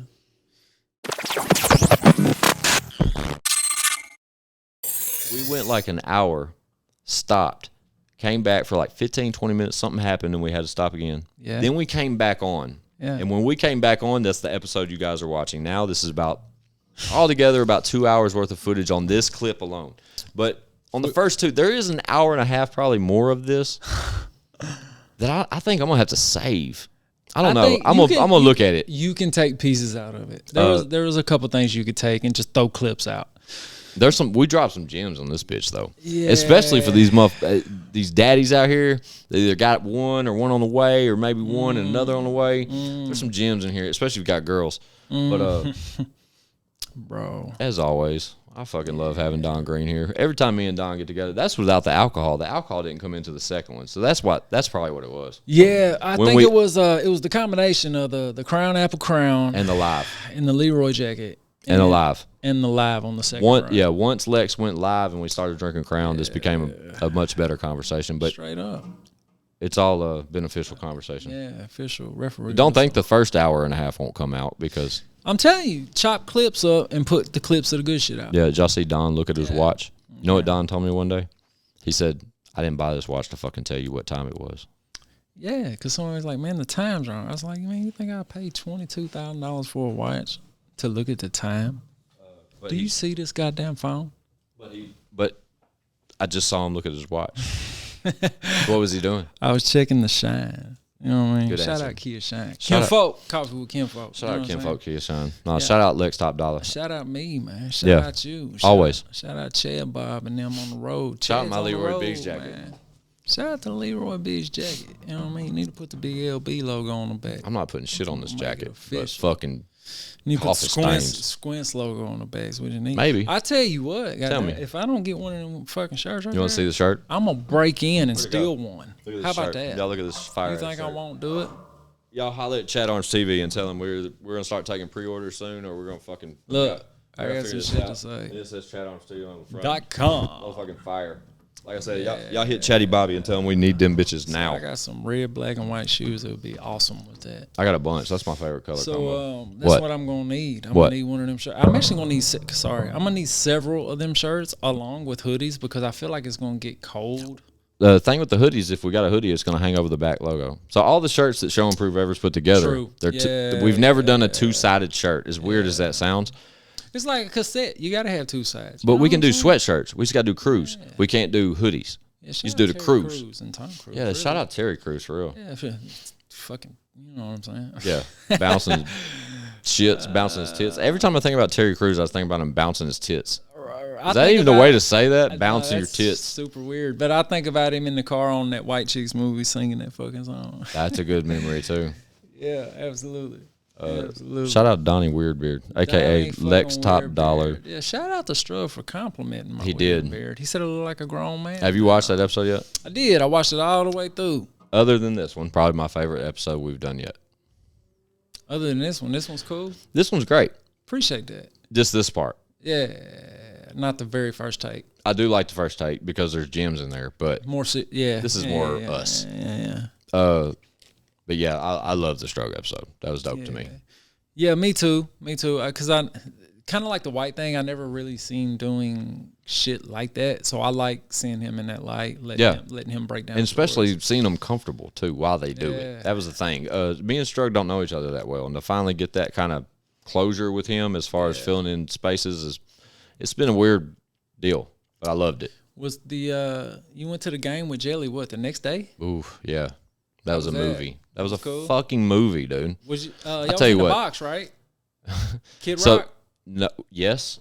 Shout out to Kid Rock. Shout out Kid Rock. Kid Rock with Lil White wearing the worm So- shirt. Jelly gets this Fire. message from the Tennessee Titans via email inviting him to a game, and they wanted to not to put him out there, but like put him in a suite. And the Titans were looking to accommodate the big guy for a day. Yeah. They offered him some field passes and just some recognition. And Just some rock star shit. so he called me. Why he called me, I still haven't figured out. Goddamn switches. Oop, oop, oop, ooh! I did, boy. I'm loud and clear now. Yeah, bitch. But Jelly hit me up. Yeah. And I went to the Titans game with him. And if y'all want to know how much love Jelly Roll receives in the city of Nashville, Go on, say it. Try to take him to a primetime Titans football game. And let me tell you, when we went, now Jelly Roll's deep. You know what I mean? There's usually security. There's usually not super tight security, but anybody enough to get you right if need be. Exactly. And anybody that knows Jelly personally knows how he rolls. Yeah. We didn't roll right that night. Couldn't keep him off of him. Shout out to Jelly. Did Bunny go? Bunny go? No. She did not go. It was. Do you want to hear who was a part of this squad at a sold out Thursday night Titans primetime football game? Are you ready? Yeah. Here comes the squad. You got Jelly Roll out the gate, followed up by Maui. Yeah. Right. Next in line we got Jonathan Craig. Okay. And last but not least, we got Squints. We're trying to walk Jelly Roll through a 70,000 fucking fan capacity. You're catching up. 4 of us. The only, other than Jelly Roll himself, the only 3 people allowed that were with Jelly Roll that night was Maui, his lead security. Right. Jonathan Craig, a comedian / booking manager / merchandise handler, and Squints. Good luck. Bro, that was my first. How many pictures did he have to 9,000? At least. Why did I say 9? I always say 9. You always go to 9. It was bad, but it was so humbling. It was good, though. It was great. It was a great feeling, and what the best part about Jelly taking 1 million pictures at the Titans game last week is he didn't say no to nobody. Yeah. And that's what makes him Jelly Roll. But the invite alone was humbling as ever. I had such a blast. That's dope. That's random as fuck, too. So random. And that's how he does me. But he does everybody like that. Shout out Jeff Jarrett. Yeah, he's super random like that. You know who else I saw that night? I don't know if this name rings bells to you, but you know who I saw that night? Random as fuck. What? DJ Whitey. Y'all talked him up. He exists. Y'all talked his ass He's up. out here. We saw him. He's just low key. We talked to him. Yeah. He's fine. Everything's cool. Shout out Dullah White. Me and Dullah White were both, when Dullah White came through, I said, where the fuck did Whitey go? And DJ Whitey. Man, so Whitey did my last tape that I put out. Yeah. And then Dullah White was like, in jail, he randomly put something of us on. I fucks with Whitey. And we ran, me, Jelly Roll, and us and later in the night, we did link up with Jerry G and Chill. They joined us. So there was a little bit more comfort zone. A layer of protection. Man, but you talking about an experience, man. Yeah. Y'all want an experience, try leading Jelly Roll through. A rock star. Yeah, try leading him through Titan Stadium. Through the Titan Stadium. Man, and we had field passes. Don, we had field passes before the game, and we were allowed to be on the field up to like 20, 25 minutes before kickoff. Right. So they're out there doing warm-ups, and it's not like it used to be. It used to be when you got field passes, you could like walk down the perimeter of the field. Right. Now, because of quarantine, they sort of seclude you to like this little bitty-ass corner. Yeah. That's cool. Whatever. We're on the field. Y'all ain't. Whatever. Yeah. But all that did was put Jelly on a pedestal for everyone in the fucking seats to identify him. Let them know he was there. 35 seconds into the fucking grass, all I hear is, Jelly. There's one way up, one way down to that grass. You know what's next? He's going to have to do the halftime shows. He's going to have to do the national anthem. He's going to do something. Something. Because when I was there, we was, I don't remember when it was. We was in a the most painful moments of Don's life. Yeah, we was in a box. I mean, it was cool because we was in the box is cool. It gets you out of the line. It gets you out of everything. Yeah, I wasn't having to be in the middle of everybody. The weather, the traffic, stressed out. Yeah. I was up there eating like a goddamn king. I get it. But there was some random chick that performed. And I was like, who the fuck are you? I have no clue who it is. But I was thinking to myself, like, dude, that would be fucking dope as fuck. And and it's feasible. You know what I mean? It's feasible for Jelly to do that. I will be real. When Jelly asked me about going to the game with him, it was kind of left fieldish. But I had yet. This is the first year I waited this long to go to a Titans game, which is weird. I usually go to like all of them. Yeah. But this year it's just different. And I had yet to go. And when Jelly hit me, of course I jumped all over it. But when he sent me, there went Don Johnny. He sent me some information to be able to go on the field. You had to have a vaccination. You had to have right. No big deal. I'm vaccinated. So Jelly hit me and he's like, "Look, bro, I'm gonna send you this email. follow the rules to this. Steps. And fulfill this shit. You know, fill out the paperwork that way. When we get there, no worries. Well, you walk right in. Inside baseball, the email that he forwarded me was the original email from the Titans. Yeah. Bruh, I told him, when I got to the game and we went through all that shit about getting down to the field and taking all these pictures, and shout out to the fans. Dude, he loves y'all. I love y'all. I'm just not used to that. Right. Now, granted, there were a few like, Squints. I see him. But shout out to y'all. Shout out to y'all. All three. All three of y'all. What I told him, I said, boss, and I call Jelly boss all the time. I just do that. Absolutely. I told him, I said, boss, next fucking time the Titans decide to invite you to the game. Yeah. I'm wearing Don's chain. No, that probably. I'll probably already have my own. I said, forward me the email and let me drive that conversation, please. This motherfucker curbs the fucking truck. Bro, we drive Jelly's truck to the game. Yeah. Bruh, if y'all are fans of Jelly Roll and you do not know what he drives, I'm sorry. But if you do know what he drives, you know that you will forever know what he drives, and you will never miss the opportunity to see it riding down the road from a mile away. He is the most recognizable vehicle in Nashville, Tennessee. But he's also the most rarely seen. Right. This motherfucker parks at Limelight, bro. Oh, no. You understand what I'm dealing with, Lex? Like, we had to walk from Y'all had to walk from Limelight? That's nothing. That's right across the street. The fact that he parked. Dude, we should have parked in the... Slick flexing shit. Yeah. I told him, I said, boss, if I was driving this email, we would have been in the players' parking lot, or we would have been down in the vendor's garage. Or they would have dropped us off. Or they would have dropped us off. They would have sent a car. Something. Because we left from the office off 17th all the way to fucking the field. But when Jelly said, I'll just drive my truck, y'all just ride with me, I'm like, dude, this is going to be a shit show. Do y'all know what we're doing? We are literally riding with the biggest artist in this city in his personal vehicle, curbside to the Titans, to hop out, no security other than Maui. And walk a half a mile. And walk half a mile. Walk down to the field, wave at everybody, walk back through the crowd, around the stadium, and then up to hang out with Kid Rock. It'd be a piece of cake. Follow me. Shout out to them guys. Yeah, bro. My anxiety would have been fucked up. Mine was, bro. It really was. Because I was scared for him. I just didn't want nothing to happen to him. And right. I'm like, I literally had like a moment where I thought I was security. I told Maui that. I was like, bro, I've never felt like security in my life. Like I felt like I had a moment. You kind of got to be on alert like that. You got to be, bro. You got to be. It was I'm fun. like that no matter what. Look, when you're in front of him, walking through 60,000 people at the Titan Stadium, and all eyes are on you. You're leading Jelly Roll. All eyes. He's a big guy, so you see him coming, bro. When you see people, Don, from 20, 30 feet out, see him.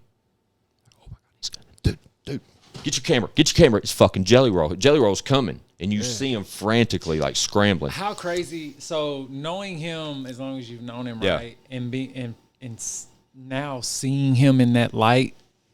What was that feeling like for you? It's like the most humbling yet frustrating thing I've ever seen, because he's not at that. That's kind of why I'm touching on this, because while I'm so happy for him, and he deserves every ounce of success he's enduring, plus some. Right. And we've dreamed about this for years and talked about it, from shows with 20 people to shows with 5,000. Bro, yeah. It's weird. It's so weird. It's just it's dope as fuck, but it's so weird.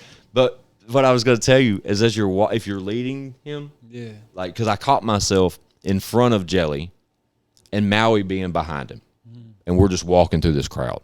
Yeah. The people that would see Jelly coming, I'm so glad we're talking about this. The people that would see Jelly coming, they would deer in the headlights. Like, yeah. And they freak. They get their camera. They talk to their friend. They be like, dude, you take the picture. And then you see the friend's like, no, fuck that. You take the picture. I want my picture with him. Like, you would see these conversations unfold. Right? Long story short, zoom around the fucking field, come back. Well, it's time to go out of the game. This time I caught myself behind Jelly. Yeah. Maui's leading the way, because now everybody's out of their seats. It was a last-minute win. The Titans won the game with 3 seconds left. We stayed till the very end. Left the suite. We went and sat in Kid Rock's suite the fourth quarter. That's a different discussion. But as we're leaving, Funny how you just skated right past that, like it Right. ain't no big deal. Right, that it was surreal. Trust me. Spending my nights I at was- the hotel. Man, I was at the Titans game against San Francisco 49ers. The whole fourth quarter, I was in a suite with Jelly Roll, Little White, and Kid Rock. Kid Rock. Come on, man. Why was I there? I have no idea. Come on. Yeah, it's all about who you know. But when we left, dude, the roles reversed, and Maui had the lead because it was thick. You follow me? Right. We walked down the ramp. Yeah. So I'm behind him, right? Yeah. And when I told you how when we're walking towards people, how everybody would like, You dude. would see it. So yeah. behind him, you hear him fucking in disappointment, like, oh, dude, that was Jelly Roll. Look, there he goes right there. Look. You hear the disappointment of missed opportunity. Yeah, missed the opportunity to get a picture, a social media picture. So funny, dog. But shout out to the big guy. Shout out to him. Shout out to Jelly. I appreciate him inviting me on that shit. A lot of people was asking. The first time I saw him in that light was like, it was the dopest shit, right? Because You remember where, when, what was happening? I want to say it was like somewhere in Kentucky or something. Like him and Struggle was I think it was like the first or second Waylon and Willie. Wow. And it's the first time I seen him perform in that light in front of those kind of crowds, Yeah. right? Because I'm used to, like Rutledge type shit. Yeah. You I know feel what I sorry for people that never experienced the Rutledge. We talk about that so I much. pull up to this. He just randomly invited me to this show, and I went, and he brought me in to wherever the backstage little area, and I got to watch him perform from this side back, whatever the fuck this was, and bro, a huge crowd. Mm-hmm. Everyone's singing everything, Mm-hmm. and everyone's interacting the entire show. Yeah. For him and Strug, not just Yeah, Jelly. for sure. Him and Strug, right? And you got to think, I'm coming from seeing them perform and people be like this, Yeah. right? Everybody's just too goddamn cool, too gangster, too. I get it. Too, You know I get it. to them being full-blown rock stars and everybody's just Yelling their genuinely names. just fucking bro, like it was From- so fucking dope. From pictures to autographs. Yeah. When you start hearing that kind of shit, like, will you sign this? Yeah. Like, what the fuck for? And Sharpie their face and keep moving. Next face. The way you got, like, don't get it fucked up, dude. This motherfucker, if he, yeah, What's up? you were on that path, my I friend. went- yeah, you I were had right. my- you I were had right, my- fucking there. I had my. You know what I miss about that? What? Not in our heyday, when we would go out and it would be a scene. Mm-hmm. I just miss not paying for shit. Right. Not paying for nothing. So that's probably my favorite part about knowing all y'all cool motherfuckers is that I get no. He's Squints with us. Yeah. Right. Like I said, bro. At the end of my night that night, I was in a whole different suite. That suite was partnered. It was. I was amongst a lot of motherfuckers with money. Wasn't nobody asking me for shit. Right. Except, why are you here? Who are you with? Who Nah, is this I'm just guy? playing. I'm just playing. Who was this guy? Nobody asked me that. Yeah. Shout out to the You want me to tell you where you fine fucked folks up? I met that night. Can I tell you where you fucked up? Where? You didn't have one of them shirts on. What shirt? You should have been advertising. So what I did have on was Lil White's jacket. That don't make no difference. It does when Lil White's in the room. Yeah, and can Lil I White- get that jacket back? So no, you know why he didn't say that? Because he had on the shirt I gave him in He exchange. had on the worm shirt. The worm I thought hoodie. that was so dope. That was dope. He took the picture with Kid Rock wearing the RIP Correct. worm shirt. Thanks to Squints. That's the coolest So fucking shit ever. me being fucking infatuated with his jacket got him that shirt. That shirt, That in turn turned into that picture. and I in turn end up to witness it. I was there. Bro. So I've left that night, Don, from a personal aspect. I don't know if this will make the actual episode. Did you feel accomplished? No. I felt like I missed an opportunity, and I have yet to thumb where that opportunity was. Kid Rock looked at me and he said, "Squints, what's your fucking name?" And I said, "Squints, man. Squints, like, squint your eyes." I said it just like that, like a fucking idiot.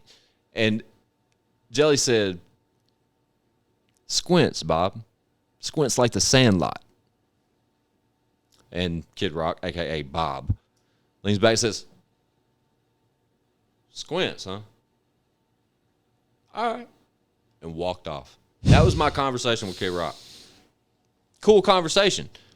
But did I miss something there? Yeah. I mean, I did better than any of y'all motherfuckers would have done. I promise you that. So here's the thing. Like, here it is. Oh, damn, I said it. God damn it. Look, shit like that, like I know we beat ourselves. So I'm the same way as I don't take advantage of opportunities when I'm in positions like that, right? Yeah. Just because I just try to take in the moment. Like if you see me at events like that, I'm really not taking pictures. I'm really not. In my defense, you're Lex TopDollar. Well, yeah, but no. That only gets me so far. That's my defense. That only gets me so far. It don't get me half as far. Like, I never really sees a lot of opportunities. Like, and also, like, I don't want to feel like the guy, like, I'm trying to push what I'm trying to do. No. That's my strong suit. Yeah. I tell people that ask me, can I hook them up with this? Can I hook them up? Hey, Bro, could you tell this? Could you tell? You know what I tell them?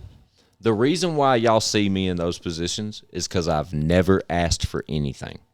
Yeah, like when people, cool people I know, somehow or another have me in the same room with fucking legendary people. Like I'm not the dude pulling out my phone trying to get pictures. I don't. Nah.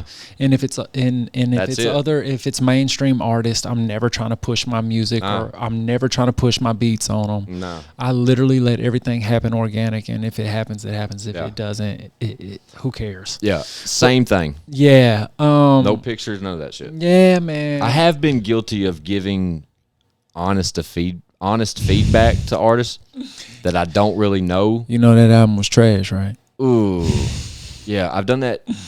Well, I've done that a number of times, but twice to like the listeners would recognize. I did it with both Bubba Sparks and Yellow Wolf. Oh, okay. Bubba Sparks hated me for it. Cool. And Yellow Wolf loved me for it. Just for keeping it real. For not being a yes man. Yeah. Okay. But in Bubba's defense, I was much more of an asshole about it, the finished product towards him.